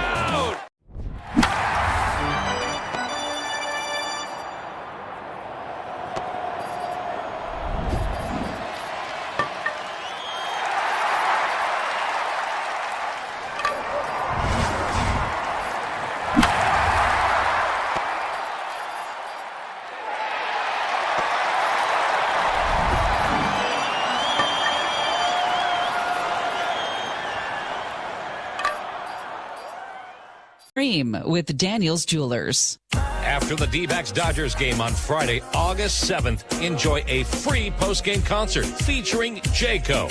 Add a concert field pass to your ticket and see the show from the field. Visit dbacks.com/concerts. D-back skipper Torey Lovello talks with Burns and Gambo Friday afternoons at 2:30 on Arizona Sports 98.7 in the Arizona Sports app. Fernando Tatis Jr. will lead off against Mitch Pratt as we start the top of the sixth inning. So far, 5 shutout for Pratt. First pitch to Tatis is a strike. Pratt looking for that first career Major League victory, and he's already qualified for the win. Now the question is, can the D-backs hang on to an 8-run lead? And with this bullpen, I'd like to think the answer is a resounding yes. It's a pretty good chance, yes. I like our chances. 1 ball and 1 strike. Now, I did get a text message during the break. I'm not going to reveal the identity of one of our sources. It's in regards to our conversation about your hitting prowess. Oh, okay. That's 1-1. There's a screenshot of your batting average, your on-base, your slug, and your OPS. Now, the last column, OPS plus. I told you I was a good bunter. I had a couple good hits. I didn't say I was a great hitter. Come on. Now, hang on. Steve over there looking up stats. Man, Steve taking strays over there. What was that, 117 hitter? Yeah, something like that? So OPS plus, any plus stat for those, like if you hear people talking about weighted runs created plus, ERA plus, 3-1, swung on, fly ball center field. And Waldschmidt, a little bit to his right, will reach up, make the catch. There's 1 away in the 6th inning. It's all in regards to the league average. Like the most average player, hitter if we're talking about offense, pitcher if we're talking about defense, 100 is league average, smack dab in the middle, and anything above that is percentage point better than league average. So if you have a weighted runs created plus, basically a stat that measures everything you do on offense and where you play. Like if yours 110, you're 10% better than league average. Okay. So OPS plus, if you have 100, you are a league average OPS. I don't know if I've ever seen this, Webby. You had an OPS plus of -31. Which I think I'm not hitting doubles and homers. I was a singles guy. I love it. Here's the 0-1. And Rengifo swings and fouls it. The count is 0-2. 131% worse than league average Joe back then. Now, to be fair, is this with the hitters too? This is exactly. We're not talking about pitchers. No, this is the entire league, guys. I played against Barry Bonds, and I'd like to think if with all the pitchers, you'd at least be at 0. Sure, for sure. Let's look that up, Steve. Like I said, I won't reveal our sources for Steve. 0-2. And Bratt really let it rip. The pitch was ruled high. D-backs are going to wager their final challenge. James Jean's going for the perfect game here. Man, yes, he is. And Oh, it just caught the top of the zone by a lace, a seam. That may be the smallest percentage of the baseball in the strike zone I've seen. And as a result, he gets the strikeout. And for Mitch Bratt, 8 strikeouts tonight here against San Diego. Wow.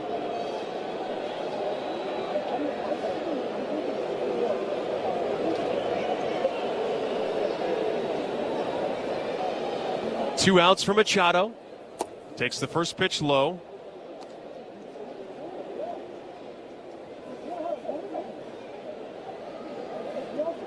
Eight nothing our score. 2 outs. Bases empty in the 6th. Machado tonight 0 for 1 with a walk and a strikeout. And now he takes inside. It's 2-0.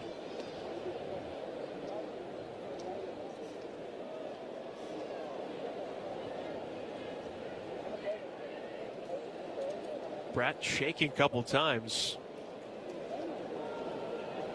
Now he's set the 2-0. Wanted to throw a 2-0 slurve, and he missed high and tight for ball 3. 3 balls, no strikes. That's like shaking off Crash Davis back there. Kind of looked like it, didn't it? The swipe of the ball. Want to announce my presence with authority. 3-0. And Machado swinging away, fouls the 4-seamer. It's 3-1. Yeah, he loves the 3-0 swings. Manny Machado does. We've seen it several times. Does not want to walk.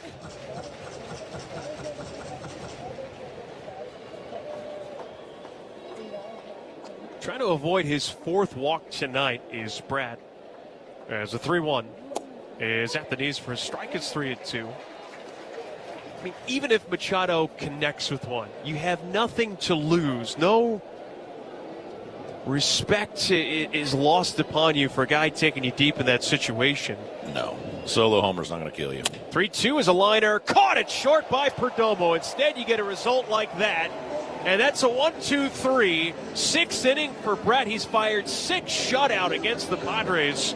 And we go to the bottom of the 6th inning, 8-0 Diamondbacks over San Diego. Back after this on the Morgan.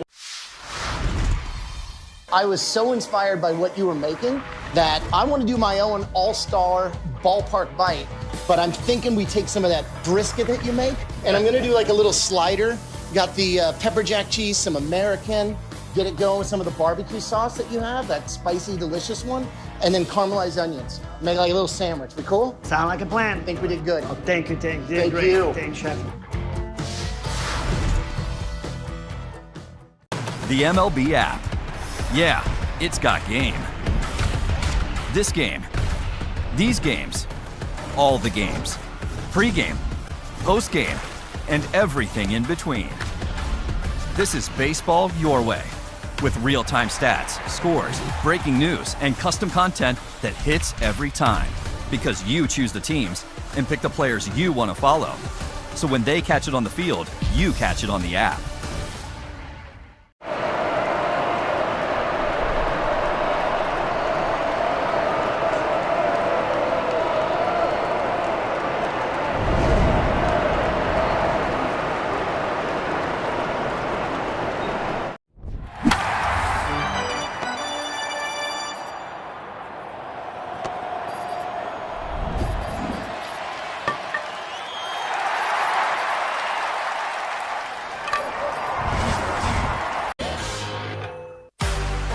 The D-backs host the San Diego Padres at Chase Field for a 4-game weekday series starting August 3rd.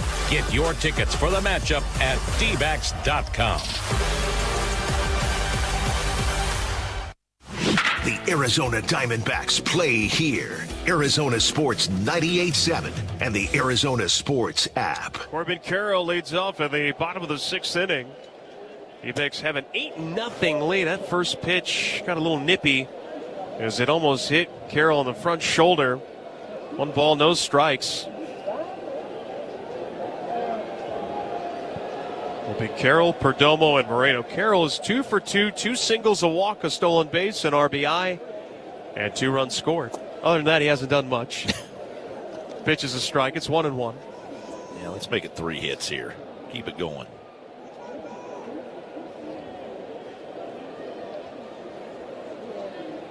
Left on left matchup. Hart's pitched pretty well since coming in relief. That was the 1-1. Swing and a miss. It's 1-2. Could not strand those runners he inherited. That would have made it a real kind of cherry on top performance in what's otherwise been, to this point, a pretty dismal performance by San Diego. Yeah.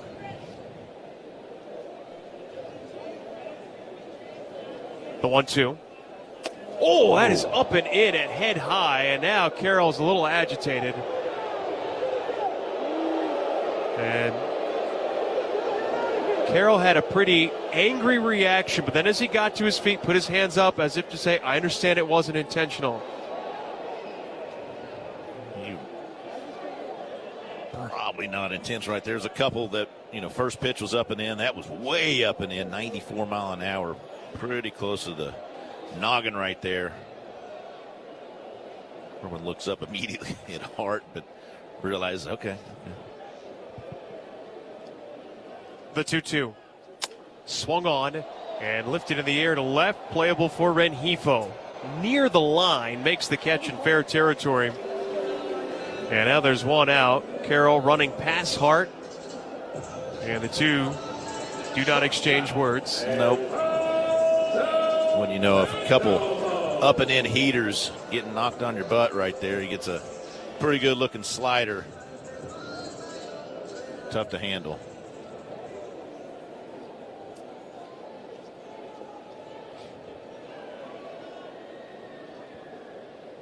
Geraldo Perdomo, the batter. And the first pitch is off the plate away for ball one. At the speed of life, hope moves faster than cancer. With groundbreaking treatments, pioneering research, and revolutionary care, City of Hope is daring to dream bigger and tackle cancer head on. Learn more at cityofhope.org. 1-0 sweeper, that's called a strike. 1-1 the count. D-backs 8, Padres nothing. San Diego's just been held to one hit against Mitch Bratt. 8 strikeouts for the rookie left-hander. Now the 1-1 is down and away for ball two. 2 balls and a strike.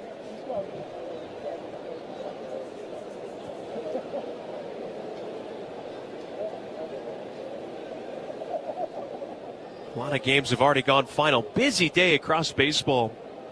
And it's 2-1. Swung on, lifted in the air to right. It'll move Bowen back a little. But he's got plenty of room to make the catch.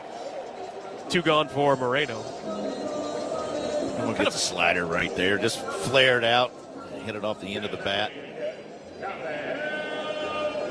We're kind of focusing on the National League wild card race. The Brewers, first place Brewers in the Central, they beat the Pirates 4-2 your final. Milwaukee 71 wins, 43 losses. Just continue to stack up the wins. It's a shame they didn't do more at the deadline. As this pitch to Moreno is off the plate outside for ball one. Atlanta hands Miami its 57th loss of the season. So Miami 1 game over 500 now, 58-57, 4-1 your final score there. We already talked about how the Nationals beat Philadelphia 10-4. As the 1-0 pitch is off the mark, a splitter missed. 2 balls and no strikes. So if the Diamondbacks can just see out this 8-run lead for the final 3 innings, they'll be tied with the Phillies. They will have matching 61 and 54 records. Left-hander set, Hart ready. And the 2-0 pitch to Gabby. Outside for ball 3. We also mentioned the Cubs and at the Dodgers, their 6th consecutive defeat. 7-6 your final score there. Big performance from Pete Crow Armstrong.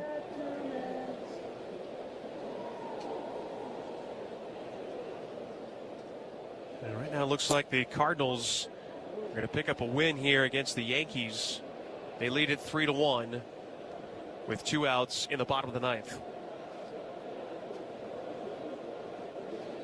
3-1 on Gabby. 2 outs, bases empty. And Hart kicks, fires.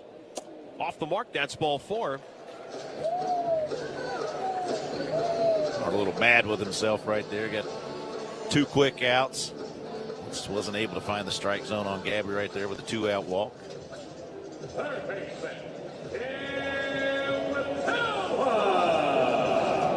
The American League wild card is so fascinating because of the number of teams you have realistically in the mix. Yankees own the top spot. Boston right behind them. Texas tied with Cleveland. They're both 57 and 58. And neither team really playing great baseball as Tim Tawa swings and misses. Rangers have lost 6 of 10. Guardians have lost 7 of 10. But then you have the Orioles a half game out. Minnesota and Detroit 1 game out themselves. The Mariners playing better. They're a game and a half out. And the Blue Jays all of a sudden are just 3 back of the wild card. A lot of action going on. 0-1. Swing and a miss. And Tawa behind 0-2. Tawa a sac fly and a homer. 2 RBIs. Is 1 for 2 officially.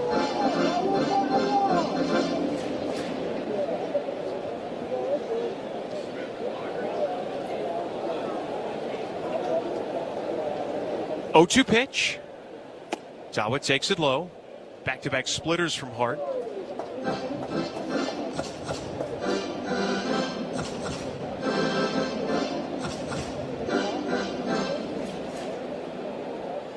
D-backs 8, Padres nothing. Hart has thrown 45 pitches in relief. Is 1-2. Ooh, just missed. Close. 2-2. Real close. Good four-seam. Like you said, a couple split fingers in a row. Almost swinging over the top of that. It was a great four-seam on the inner third of the plate right there. Just missed off the inside part.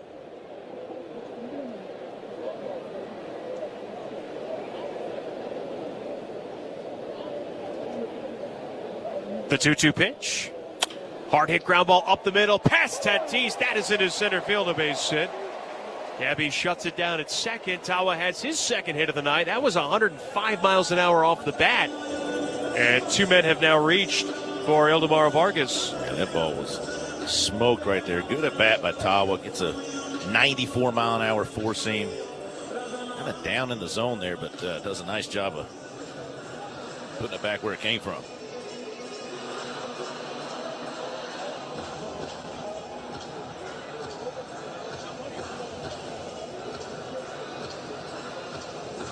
Pitching coach Ruben Niebla has come out for a little bit of a chit-chat. Padres do finally have some action up in their bullpen. They can't just let Hart throw until his arm falls off. Yeah, he's been good. Two quick outs right here. Then there you go, the 2 out walks. We always talk about those come back to haunt you now. You got Gabby on second base. Tawa with the base hit. Got some action going now. Now the visit is over. Ildemaro Vargas, this is a situation where he just groove a first pitch fastball, and you might watch Vargas take a little jog. I like that call. The first pitch is a good splitter. And Vargas, you could tell, was just selling out fastball, dead red all the way. Yeah, he was. He was geared up for heater. He saw the splitty come in there. It was a good one, lower part of the zone, and good job laying off that. Nothing in 1 the count. The pitch by Hart is tomahawked on the ground is short. Bogart's charging, has it, throws on the run in time. Inning is over. D-backs get a 2-out walk-in hit. They strand 2 but do not score. And we go to the 7th. D-backs lead at 8-0 over the Padres on the Morgan & Morgan.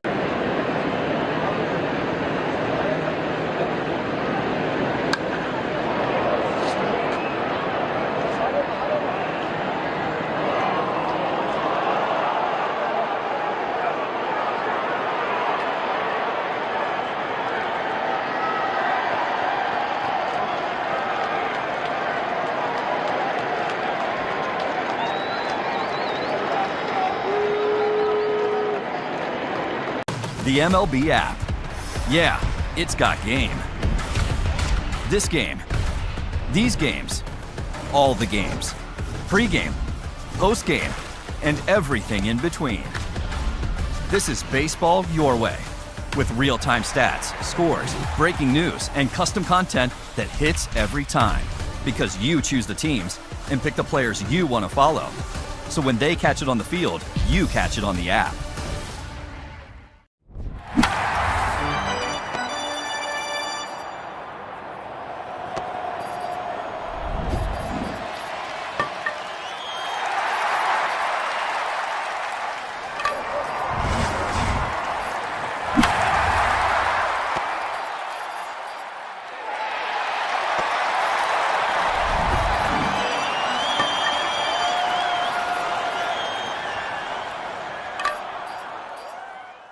just like a D-backs win. Score big with a monthly membership. Get unlimited washes, extra fuel savings at Circle K, faster washes with rapid pass lanes, and free vacuums. Because members get more, just like D-backs fans deserve. Find your nearest location at CleanFreakCarWash.com and keep your car game day ready.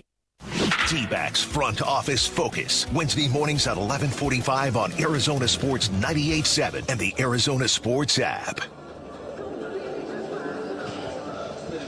It is the top of the 7th. Diamondbacks with an 8-0 lead here over the Padres. Ty France leading it off, and yet our story remains what has been to this point a dominant showing from left-hander rookie Mitch Bratt.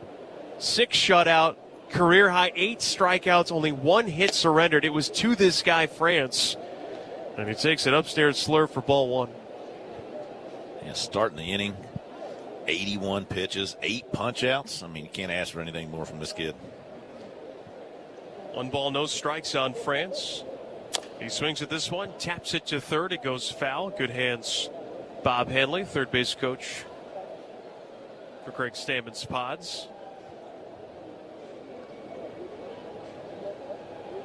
It'll be France, Merrill, and Bogarts. Be curious if at any point Stammen decides to get some guys off the bench into the game, get those starters out. 1-1 pitch, high and away, a changeup.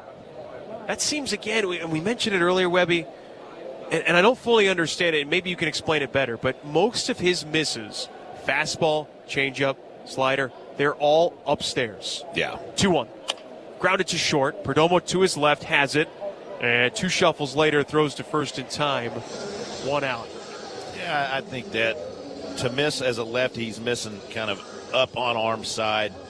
He seems to be like, getting under the ball, especially the slider, where you see those kind of staying up and out, maybe getting a little quick that way, and that tells your arm is kind of behind you. It's late coming through, and you're going to leave those out and up for sure every time. I think it's just a timing thing for him. If you were following along with us, Corbin Carroll in the bottom of the 6th inning, there was a couple pitches, a couple fastballs, as Jackson Merrill takes off the plate for ball 1 that were inside. Nearly got hit on the shoulder. Then he nearly got hit in the head, and it looked like he was understandably ticked off, but then cooler heads prevailed as 1-0 is outside for ball 2. That's a miss from a left-hander that even I understand. I experienced it, where when you're not confident where it's going, you have a tendency to kind of short the pitch. Right. And you'll miss that up and arm side, as this is a fly ball to center off the bat of Merrill. Routine for Waldschmidt, makes the catch. There's 2 away.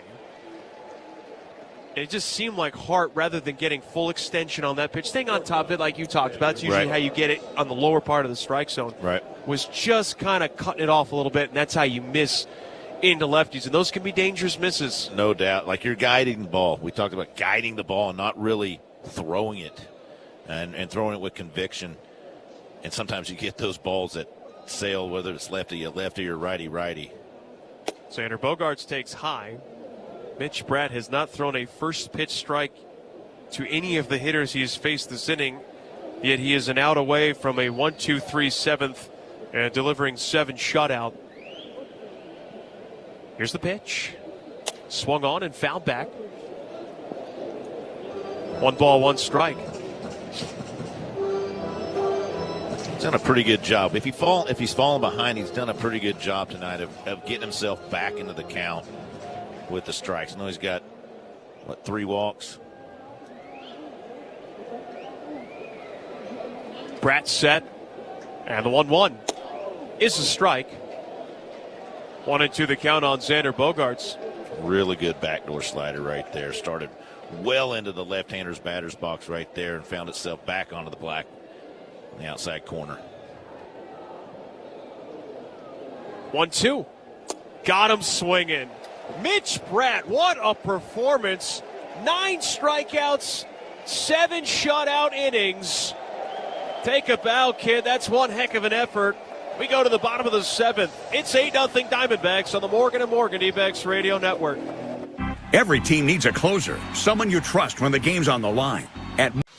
Yogi Berra was an 18-time All-Star and 10-time World Series champion. This is the only perfect game in World Series history. You ask him about it, and he would say, it ain't been done before, and it ain't been done since. David Wells was perfect on May 17th, 1998. Beanie Baby Day. It's not the pitcher that's calling the game, it's the catcher calling what pitch to throw. Home plate is 17 inches wide. And so he said, well, if it's more than an inch, and it was a lot more than an inch, then it's an illegal bat. Well, he is. He's out. Yes, sir. He's out.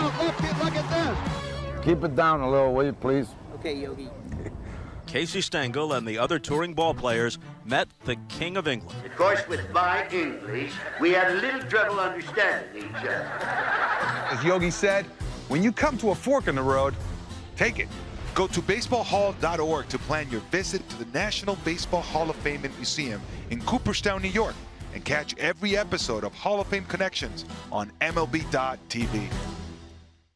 Puedes ser el dueño de grandes momentos del béisbol. MLB Auction te permite participar en la subasta de bates, bolas y jerseys autografiados, con artículos de tus equipos de grandes ligas favoritos, leyendas y jugadores. Visita auctions.mlb.com.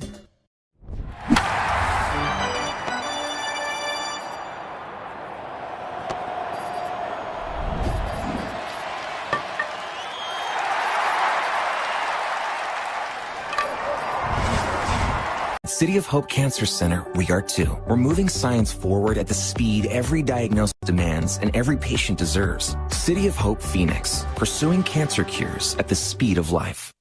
D-backs skipper Torey Lovello talks with Burns and Gambo Friday afternoons at 2:30 on Arizona Sports 98.7 and the Arizona Sports app. This copyrighted broadcast is presented by the authority of the Arizona Diamondbacks and may not be reproduced or retransmitted in any form.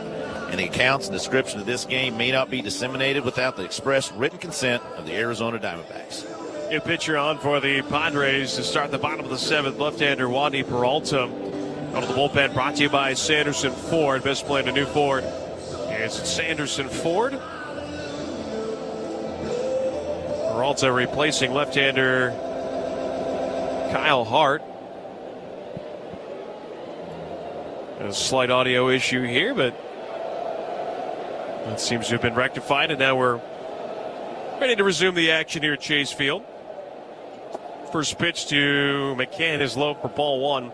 Peralta this year, 2-2 record, a 3.47 earned run average. He's been kind of a Swiss Army knife out of the bullpen. He can provide some length. He can also provide good matchup coverage. As 1-0. Swung on in line foul, first base side. But on the whole, 36 strikeouts, 22 walks. The whip is at 1.40. He has just as many hits allowed as innings pitched. And so you circle those 22 walks, and that's the frustrating part. 1-1. McCann takes inside, check swing on appeal, no swing. It's 2-1. Bottom of the seventh means the seventh inning stretch brought to you by Arizona Complete Health, here for the home team. And here for your health, D-backs 7. 8-0 lead over San Diego. As the 2-1 is swung on and missed. Some changes made defensively for the Padres. Gage Workman has come into the game and is now playing third base in place of Manny Machado as that 2-2 swung on and missed. And McCann strikes out, one gone.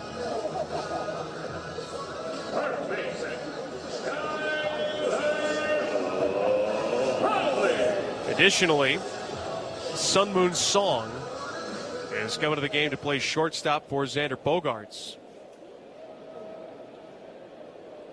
Here's Tyler Locklear, first pitch to him, and he takes the strike down the middle. It's 0-1.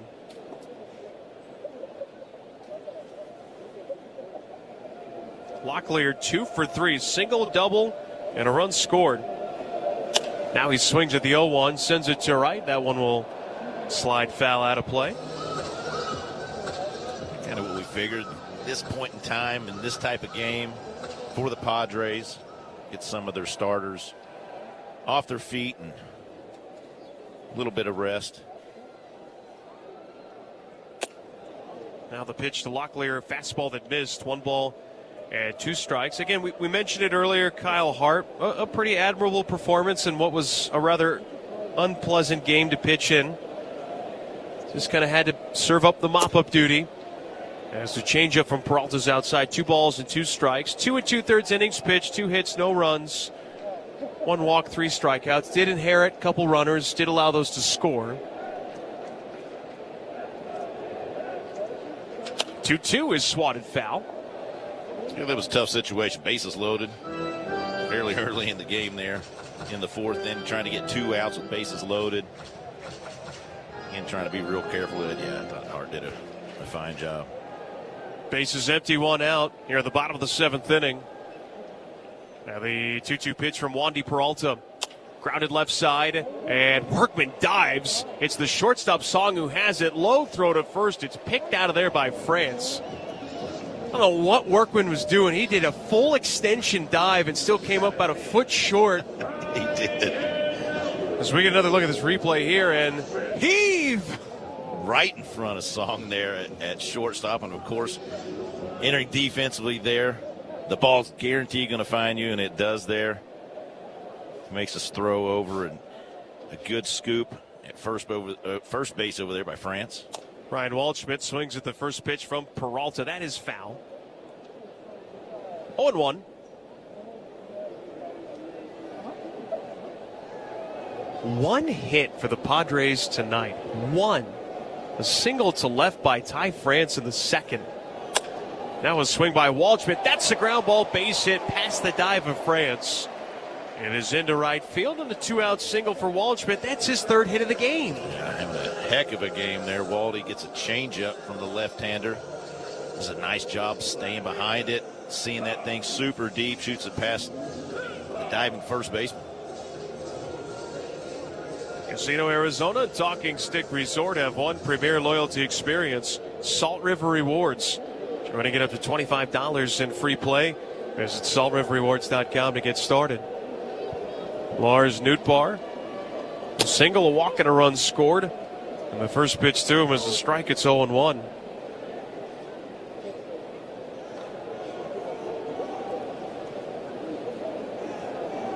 Left on left. The 0-1. Swung on and driven down the left field line. Foul. Pretty good pass at the ball, just a touch late on it. And now Nootbaar behind. No balls and 2 strikes.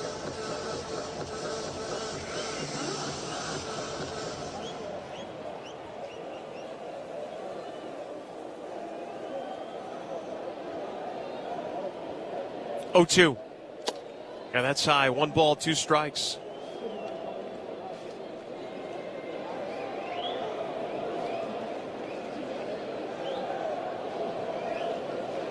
They're not even holding on Waldschmidt, and as a courtesy, he's not running. 1-2. In the air to center. Jackson Merrill a little bit to his left, reaches up, makes the catch, inning over. No runs, a hit, no errors of men left. End of 7 in Phoenix. It's the Diamondbacks 8. And the Padres nothing on the Morgan & Morgan D-backs. Pack your bags. We're taking a trip to Truist Park in Atlanta. One of baseball's newest ballparks, Truist opened its doors to Braves fans in 2017 and blends modern amenities with historic displays. Before the game, you have to swing by the Battery, a mixed-use complex of more than 60 acres that includes shops, great restaurants, outdoor spaces, and even a concert venue. Once inside, pop over to the outfield market for some grub before you get a lesson in Braves history. The Xfinity rooftop patios have just what you need, letting you get a bird's-eye view of all the action while staying comfortable and shaded under baseball's largest stadium canopy. And we can't forget to drop into one of the most well-known restaurants in any ballpark, the Coors Light Chop House. It's got 3 levels of open-air seating and plenty of good food and drink, so you can watch the Braves dominate in style and comfort. Truist is truly one of the game's premier ballpark experiences and is well worth a trip to Hotlanta.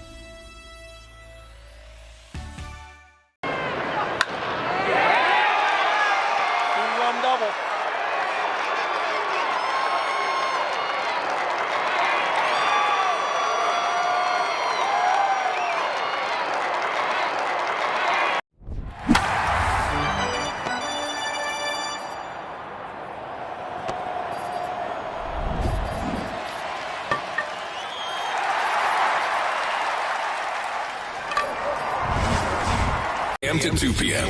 What is up? What's going on, Luke? Afternoons, it's Burns and Gambo, 2 to 6 p.m. Burns and Gambo, 2 to 6 p.m. Gambo! Burnsy, what's going on? Arizona's biggest sports personalities are on the local sports leader. Arizona Sports 98.7 and the Arizona Sports app. The Arizona Diamondbacks play here. Arizona Sports 98.7 and the Arizona Sports app. Top of the 8th inning, 8-0 Diamondback lead, and no surprise a pitching change has been made. Out of the bullpen brought to you by Sanderson Ford. Best way to do Ford at Sanderson Ford. Taylor Clark takes over for impressive performance by Mitch Bratt. Clark facing Luis Campusano, who swings at the first pitch, fouls it off his front leg. It's 0-1. Mitch Bratt, as we mentioned, if you're just joining us, 7 shutout innings, allowed 1 hit, walked 3, struck out a career-high 9. Boy, he was so good. The only thing we could say that is the 3 walks. But again, he was fantastic. Gave him length, pitched in the 7th inning, 9 punch-outs. Here's the 0-1. And Campusano takes down and away. 1 ball and 1 strike. And what this now does is the Diamondbacks, it's been a weird stretch where they were supposed to have a couple off days on that long, originally 3-city road trip. They lost one of those off days to play the Cardinals in a makeup game. As that pitch is going to be outside. 2 balls and 1 strike that counts. The Diamondbacks are playing a ton of games. And their next off day is not until a week from tomorrow in Atlanta.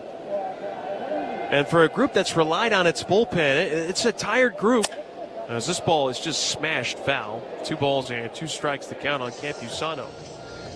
7 shutout, and now Clark, assuming he doesn't run into a real wall, probably pitches the final 2 innings, and he gives just about everybody a day off. Yeah, absolutely. I mean, it just getting a start like that from Bratt just opens up a lot of good things for the D-backs. Always gives him some confidence, but the bullpen, again, like you mentioned, has been used extensively. Gives them another little breather. They'll be fresh for tomorrow.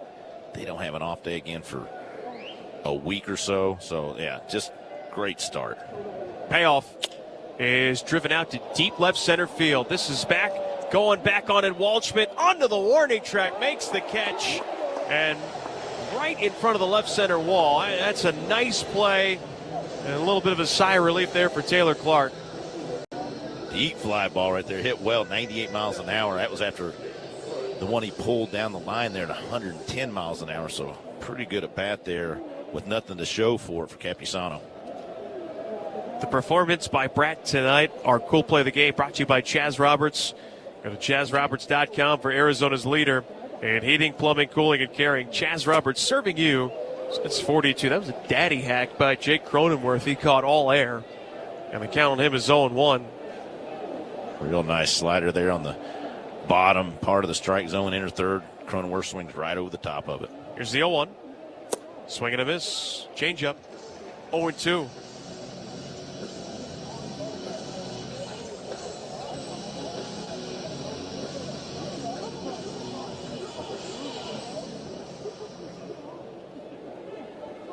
Bases empty, 1 gone. D-backs have an 8-0 lead. The 0-2 pitch. In the dirt, right at his ankles. Hit a hopscotch out of the way. Little slider trying to back foot that one. A little bit too much there. Almost catches the toe of Cronenworth, but 1-2 count now.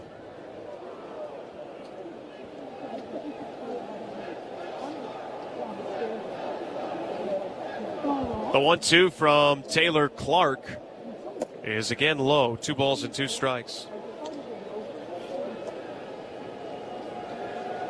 Tomorrow, the Diamondbacks will send another lefty to the mound, Cole Drake. He'll be going against the experienced right-hander Walker Buehler. 2-2 pitch is a foul ball by Cronenworth. Pulls it on the ground right side.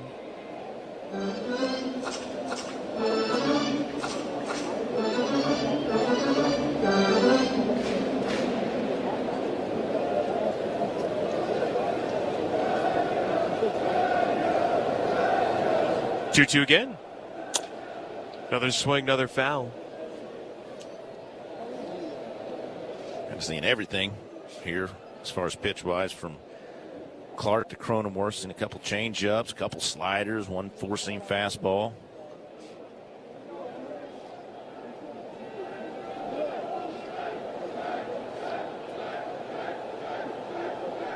2-2.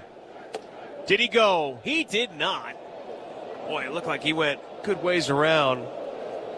Paul Clemens adjudicating.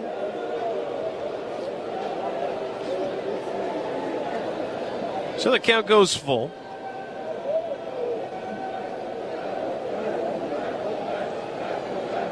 Clark's set. He's got one to throw. And his pitch is a little fister out towards shallow left. And oh, what a nice over-the-shoulder catch by Tawa. Nice break Tawa got on there. You get it.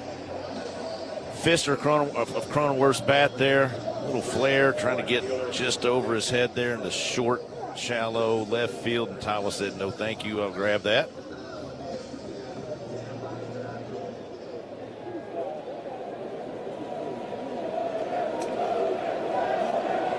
Jace Bowen 0 for 2, 2 strikeouts against Bratt. First pitch from Taylor Clark. Swing and a miss. D-backs 8, Padres nothing. This comes a night after the Padres opened up a 6-0 lead after 2 innings. Pounded out 16 hits and pretty much dominated the entire game. 0-1. That's an ugly swing and miss there, 0-2. That wasn't even close. It was well over into that's a slider, well into the left-hander's batter's box. Right, I had a coach tell me once to try and throw an OBB slider. I said, "What's that?" He goes, "Other batter's box." Okay. You haven't heard that one. Pretty creative, right? It was, yeah. Here's the 0-2. And that's outside. Yeah, tried it again there. Just might as well.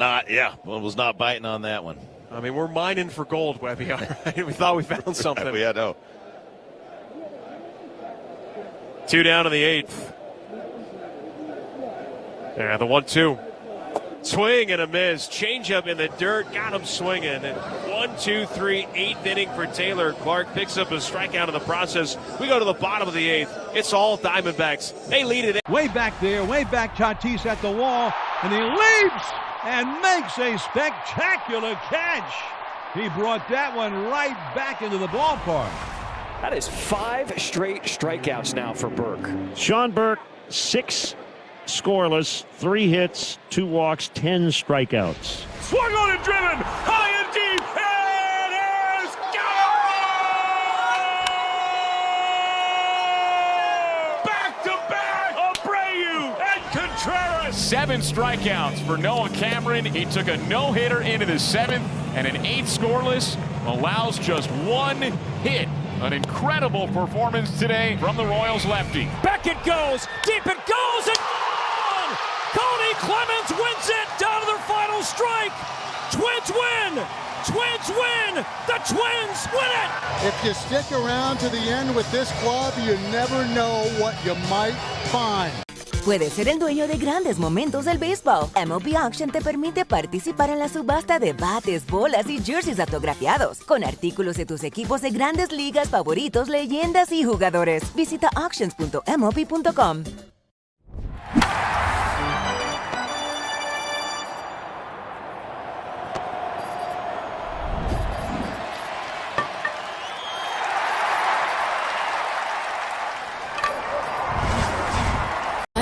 Who get it done.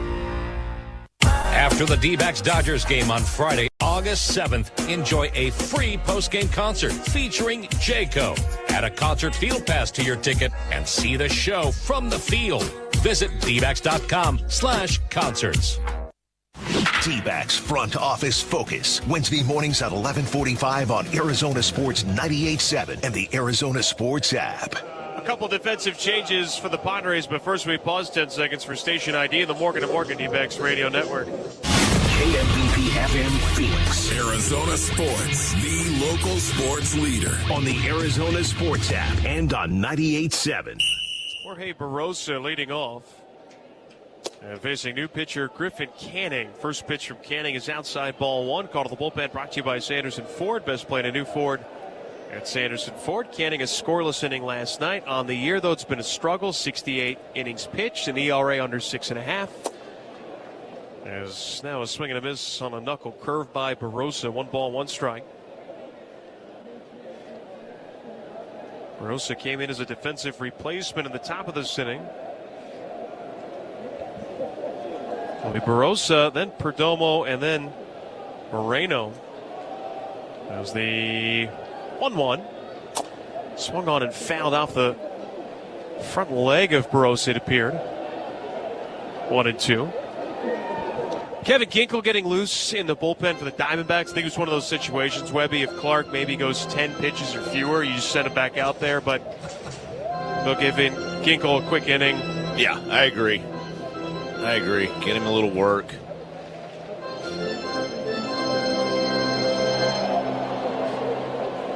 One ball and 2 strikes.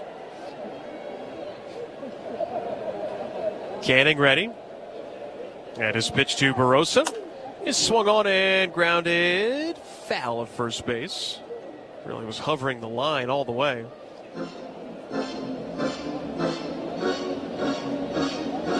You talked in the open the importance of this game, but the right amount of balance as well. It's a divisional opponent. Yeah. Those are always important games. But it's also the first week of August. You can't all of a sudden try to make your charge now and just kind of mentally run out of steam over the next 6 weeks. Sure. Now a swing. There's a line drive base hit, right center field. Barosa going to dig for second. No, he's going to shut it down at first. Interesting. Had a chance maybe, but maybe. They'll just keep it right there with a leadoff hit.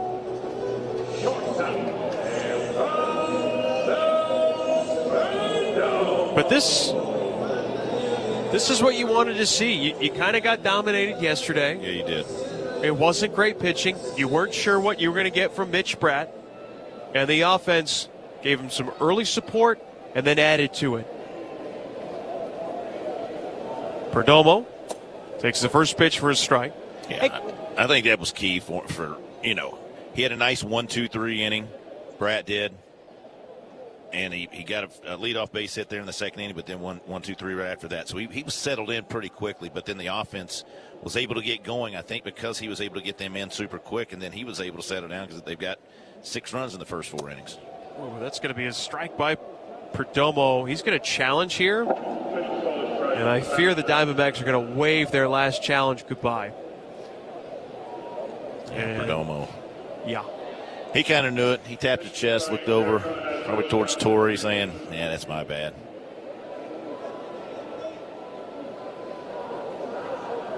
James Jean nearly had the perfecto going. 1 challenge out of 5 was overturned. 1 out of 5. The 0-2. Low and in. 1 ball, 2 strikes the count. His test scores will be high tonight. Be happy with that.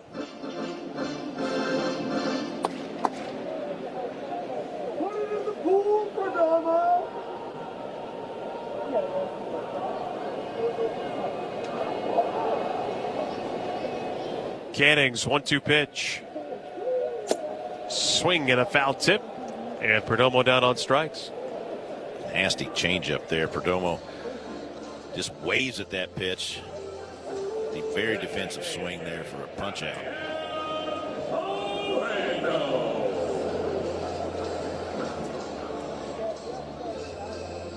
Here is Gabriel Moreno. 1 on, 1 out. D-backs have an 8-0 lead.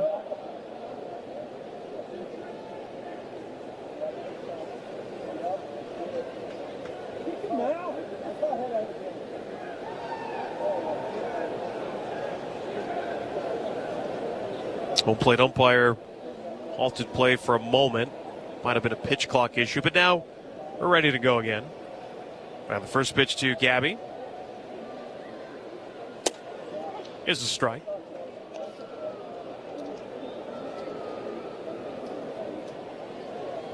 "60 years, 20 locations statewide, one great partner, Chapman Automotive Group. Find your next vehicle the easy way at ChapmanAZ.com. The 0-1. Missed a little bit low. No challenges for either side, so for the most part, Webby's going to feel like a game that you probably used to pitch in. Yeah, absolutely. That was possibly a challengeable pitch there. We've seen several, but just they run out and there's no opportunity. 1-1. Swinging a foul tip. Gabby kind of straightening out that leg. Bit of a strange gait that he has walking back to the batter's box. It's his right knee, it seems like, and looks like someone from the dugout was shouting, "You good?" and gave him a look to say good enough. Let's take a look at the replay here, and maybe ankle? I think right ankle might have twisted a little on that swing. Yeah. Gabby uses timeout here.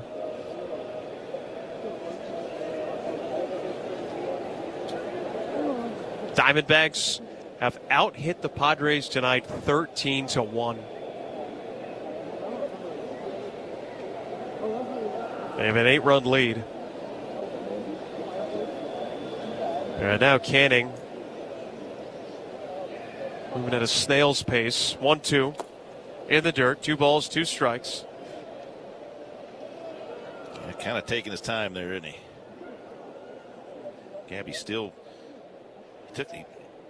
took the extra time, took the swing there.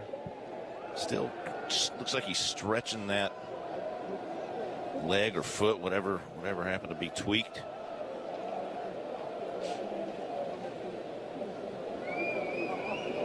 Two. Line shot foul outside of first.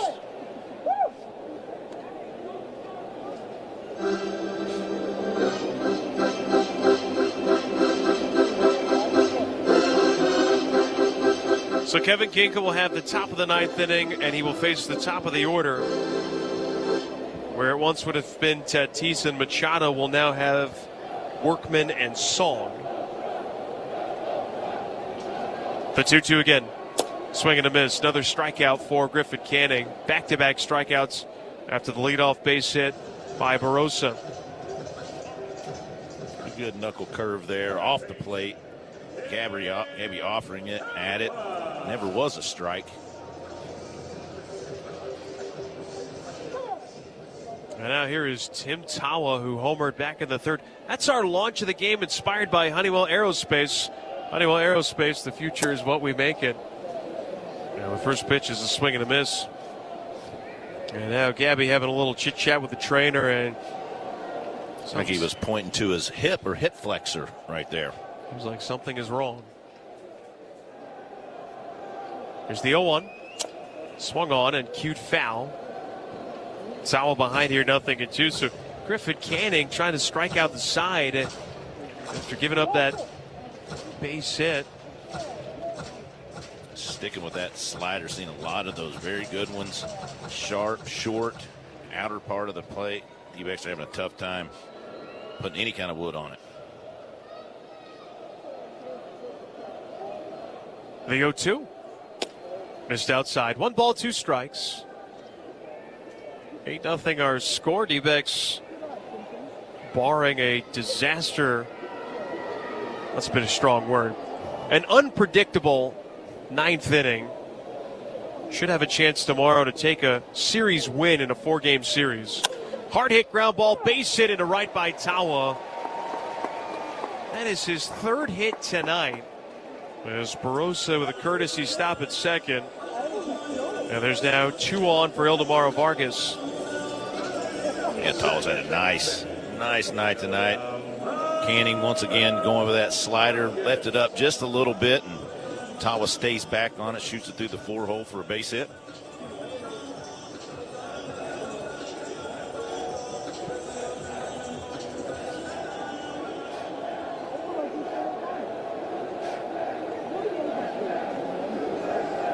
RBI opportunity for Vargas. Takes the first pitch for a strike. Vargas 1 for 4, does have a double. D-backs trying to add to this 8-0 lead late.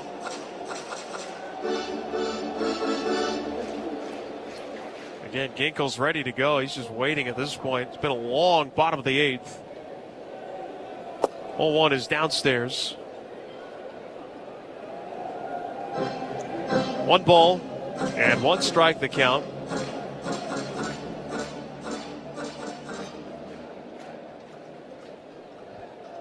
Canning ready again. And now the 1-1. Swung on, and is hit towards the right field corner. Long run for Bowen, going back at the wall, leaps, it's off the wall, he crashes into the wall, takes a tumble, now has to get back up. 2 runs are in, Vargas is at third, they will stop him there. And now a throw to third, not in time, but Ildemaro Vargas with a 2-run, 2-out triple makes it 10-0 Diamondbacks. And now the Padres concerned about the well-being of Bowen, who slammed face first into the right field wall. Jumped right into the wall, does a kind of a backward somersault. Hands laying, almost looked like he was halfway knocked out for a half second. Gets back up. Sprints in. Good effort. I mean, I think we can all agree, if they had sent Vargas home, he would have been thrown out by 65 feet. No doubt. Having said that, you got to send him there. You got to do it. The Little League home runs are always fun. Come on.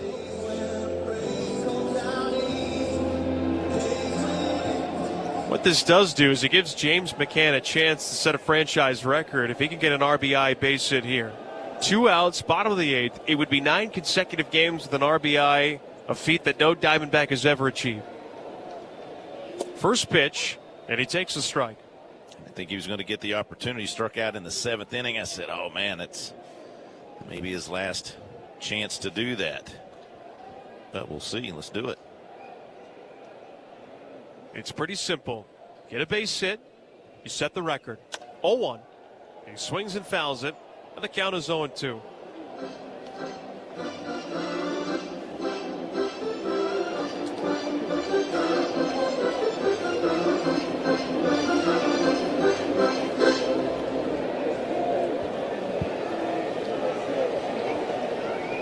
Oh-2 from Canning. Missed outside with the fastball. Decent velocity. Came in at 96.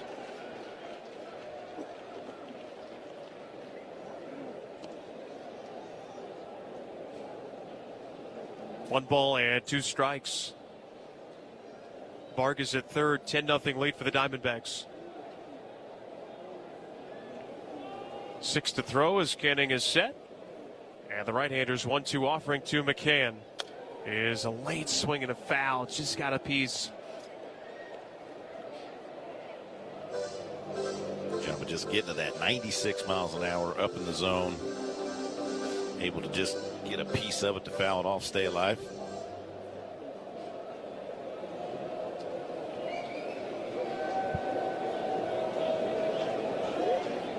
One, two. Ground ball left side, charging in is Workman, has it, throws on the run in time, inning over.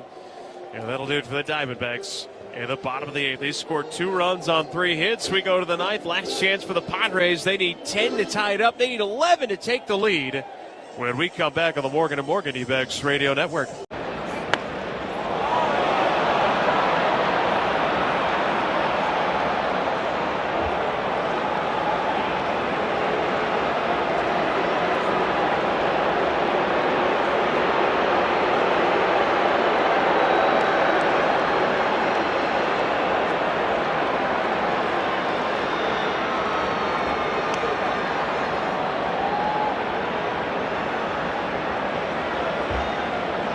Brings Harp up. Price is 0 for 3. Center field, that's hit well. Going back on it is Young. Back toward the wall. Gone! Into the trees! 2-run home run, Bryce Harper! And a little breathing room for the Phillies late in the ball game. It is 6-3. He's another step closer to 400 home runs. That's 387. Yeah, that was a pretty one, too. Puedes ser el dueño de grandes momentos del béisbol. MLB Auction te permite participar en la subasta de bates, bolas y jerseys autografiados, con artículos de tus equipos de grandes ligas favoritos, leyendas y jugadores. Visita auctions.mlb.com.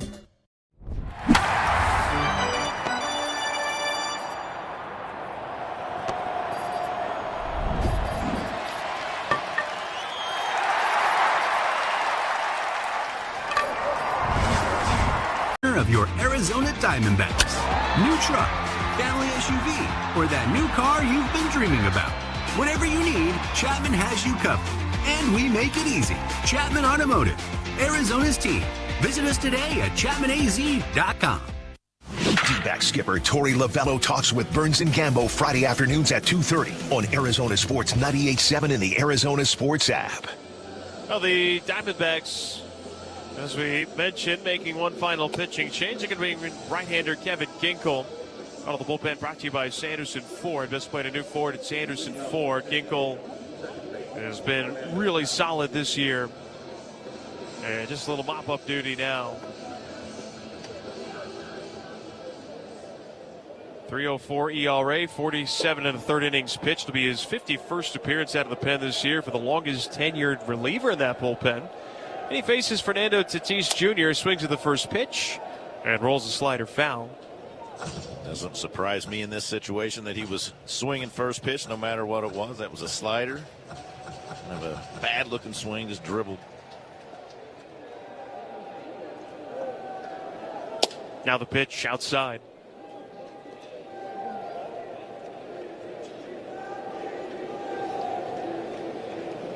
Gavin Sheets has made his way to the on-deck circle. D-backs have a 10-0 lead here in the ninth.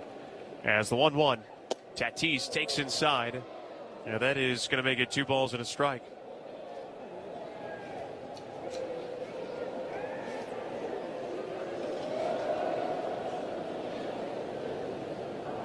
Two-1. Crushed. High and deep, left center, heads up out there. It is into the concourse. Oof. Hanging slider right there. Tatis did not miss. Hits it all the way over the 413 sign there in left center field up onto the concourse. No doubter. Solo home run. The first run, second hit of the night for the Padres.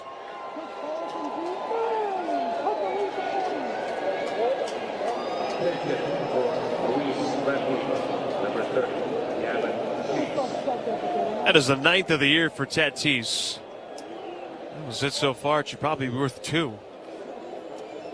But the Padres get their second hit. And now Sheets takes a strike. No replay reviews so far tonight, but if we have one, it'll be brought to you by Planet Fitness. Get strong for less at $15 a month. Now the 0-1, Sheets hits a one-hopper right to Ildemaro Vargas at second. Throws to first. And there's one away.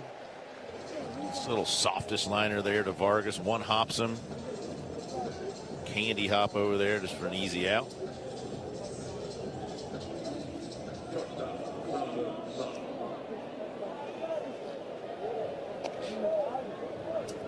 This will bring up Sun Moon Song.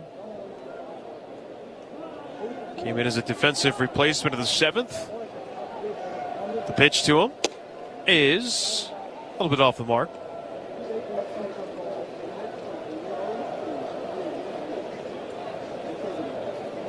One ball, no strikes. 10-1, D-backs lead in the 9th.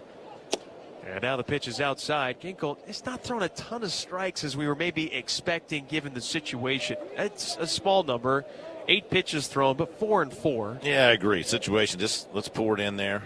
You know, he did give up a pretty long tater, so it may. Check swing foul. 2 balls, 1 strike. May have him a little gun shy.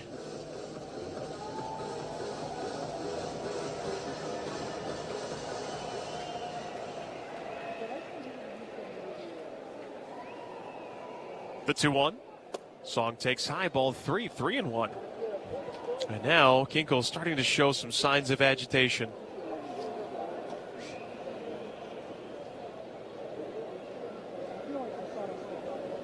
Here's his 3-1. Swung on. That is hit high in the air. Foul. Left side. Tawa giving chase. Unfortunately, there's not enough room. It goes into the second row. Again, tomorrow, the lefty Colt Drake will take the hill for the Diamondbacks. He, like Mitch Bratt, is in pursuit of his first win. Bratt, 2 outs away from sealing that first ever Major League victory. 3-2. And Song pulls it foul right side. Walker Buehler, 6-5 record, a 5.18 earned run average. D-backs can hope this offense can replicate what they did tonight, tomorrow. 3-2. And he walked him. Nice tie, ball 4. And again, Ginkel a little hot under the collar. Yeah, kind of all over the place with everything. Missing high, outside. Not looking real comfortable out there.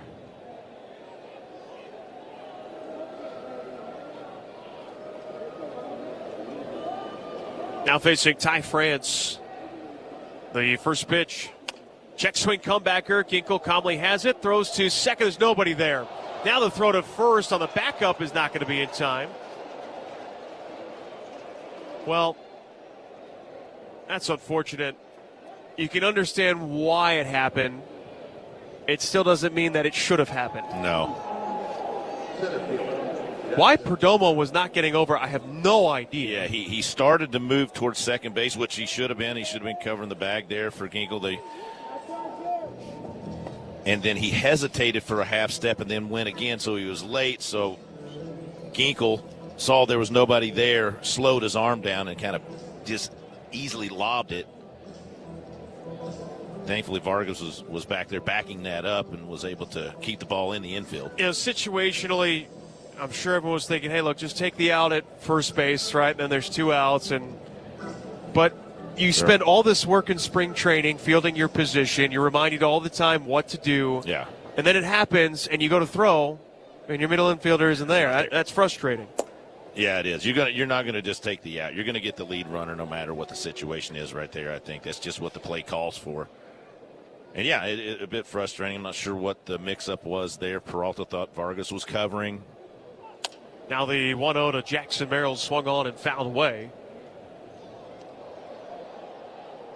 For a limited time only, you can now watch D-back games in market, both live and on demand, for only $17.99 with dbacks.tv, presented by Progressive. Subject to national exclusivities.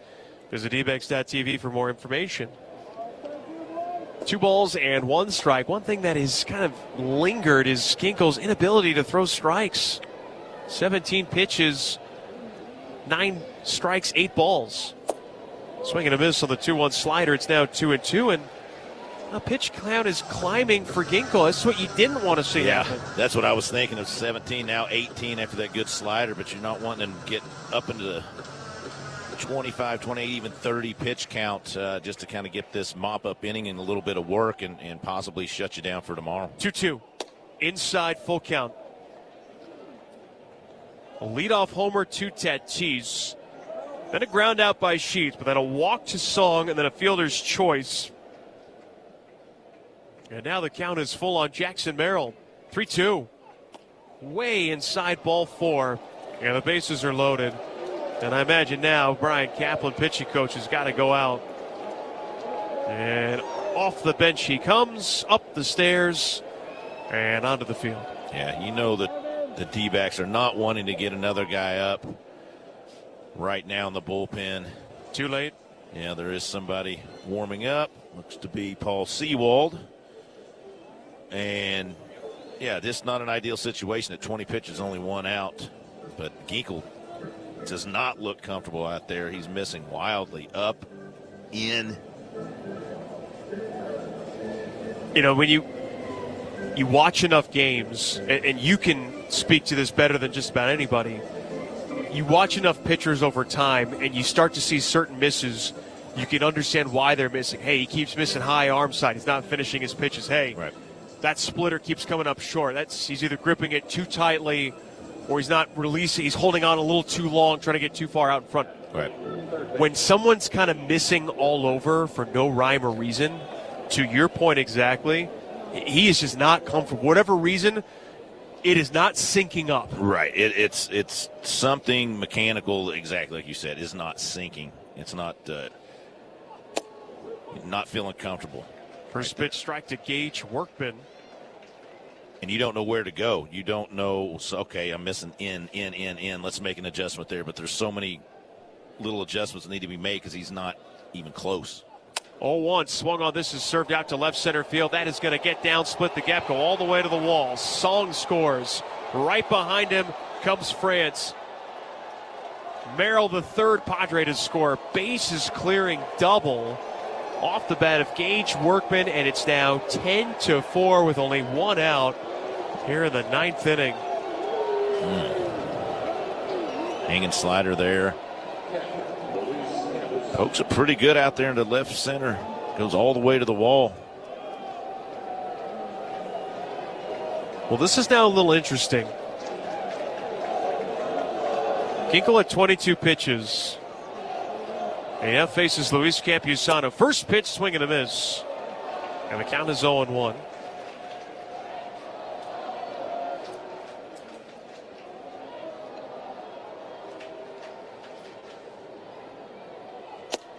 Big swing and a miss. Fastball at 97.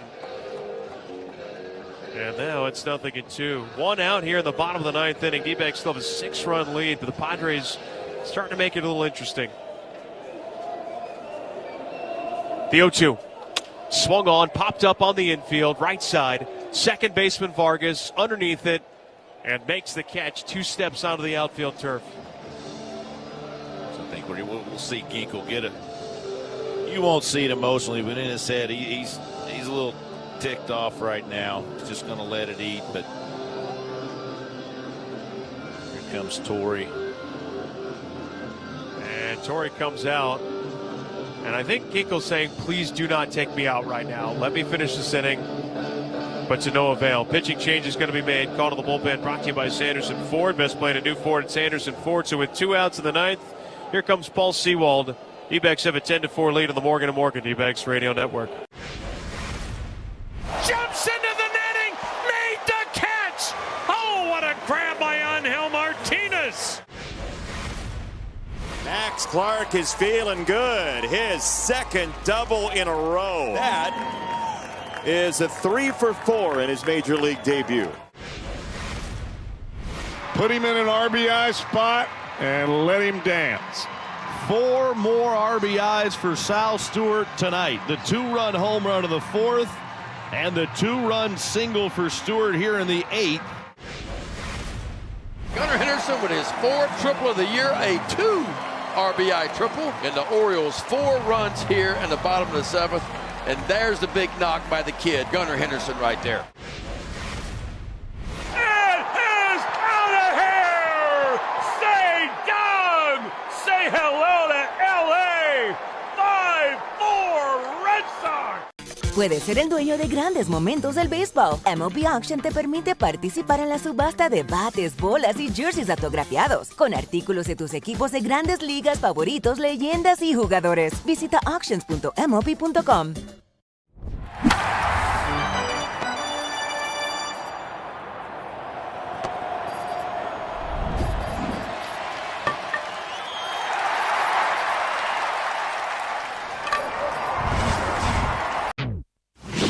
Arizona Diamondbacks play here. Arizona Sports 98.7 and the Arizona Sports app.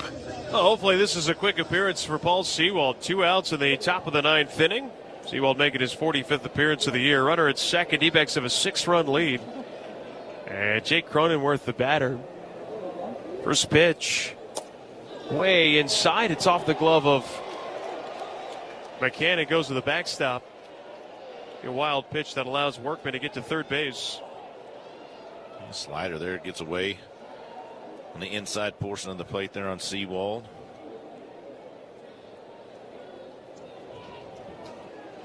Cronenworth 0 for 2 tonight. And now the 1-0 pitch. Slider missed high. Sewald has had his struggles against left-handed hitters this year. This is an opportunity in a low-leverage situation to face a lefty, execute some pitches, and if Cronenworth reaches, you have a righty on deck. A more favorable matchup. As the 2-0 missed high, ball 3. What is harder to defend is coming out of the bullpen in this situation and walking a guy or two. Not ideal. 3-0. And now the 3-0 from Sewald. Here's a high strike. It's 3-1.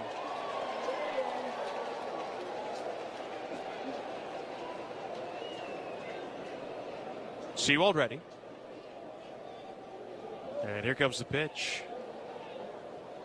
Cronenworth swings, serves it out to left. Nootbaar is there, and that is your ball game. Diamondbacks win it by a final score of 10-4.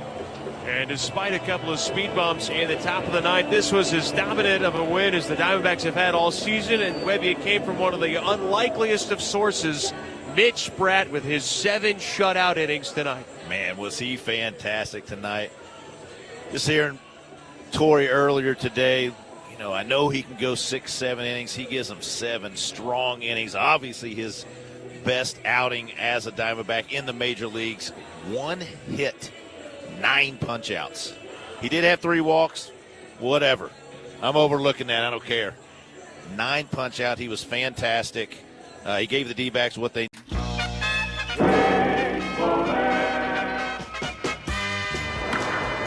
Driven to right and deep. That's over Turner Ward's head. And he makes a circus catch and disappears. That'll be on a highlight film. And Turner Ward is shaken up. What a play. And leaving the field. That will be on a highlight film for a long time to come.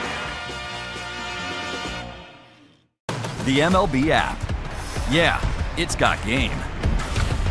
This game. These games. All the games. Pre-game. Post-game. And everything in between. This is baseball your way. With real-time stats, scores, breaking news, and custom content that hits every time. Because you choose the teams and pick the players you want to follow. So when they catch it on the field, you catch it on the app. Puedes ser el dueño de grandes momentos del béisbol. MLB Auction te permite participar en la subasta de bates, bolas y jerseys autografiados, con artículos de tus equipos de grandes ligas favoritos, leyendas y jugadores. Visita auctions.mlb.com.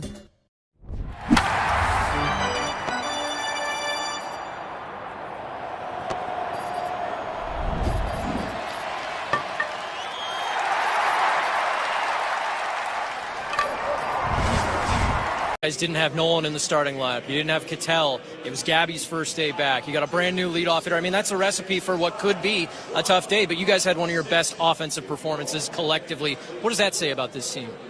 It's just a testament to, you know, the mentality we have and, you know, coaches putting us in a good position to have success. And, you know, we have that never say die mentality. It doesn't matter who's in the lineup. We're trying to, you know, keep the line moving, like I said earlier, and have quality at bats. And, you know, it was fun to watch.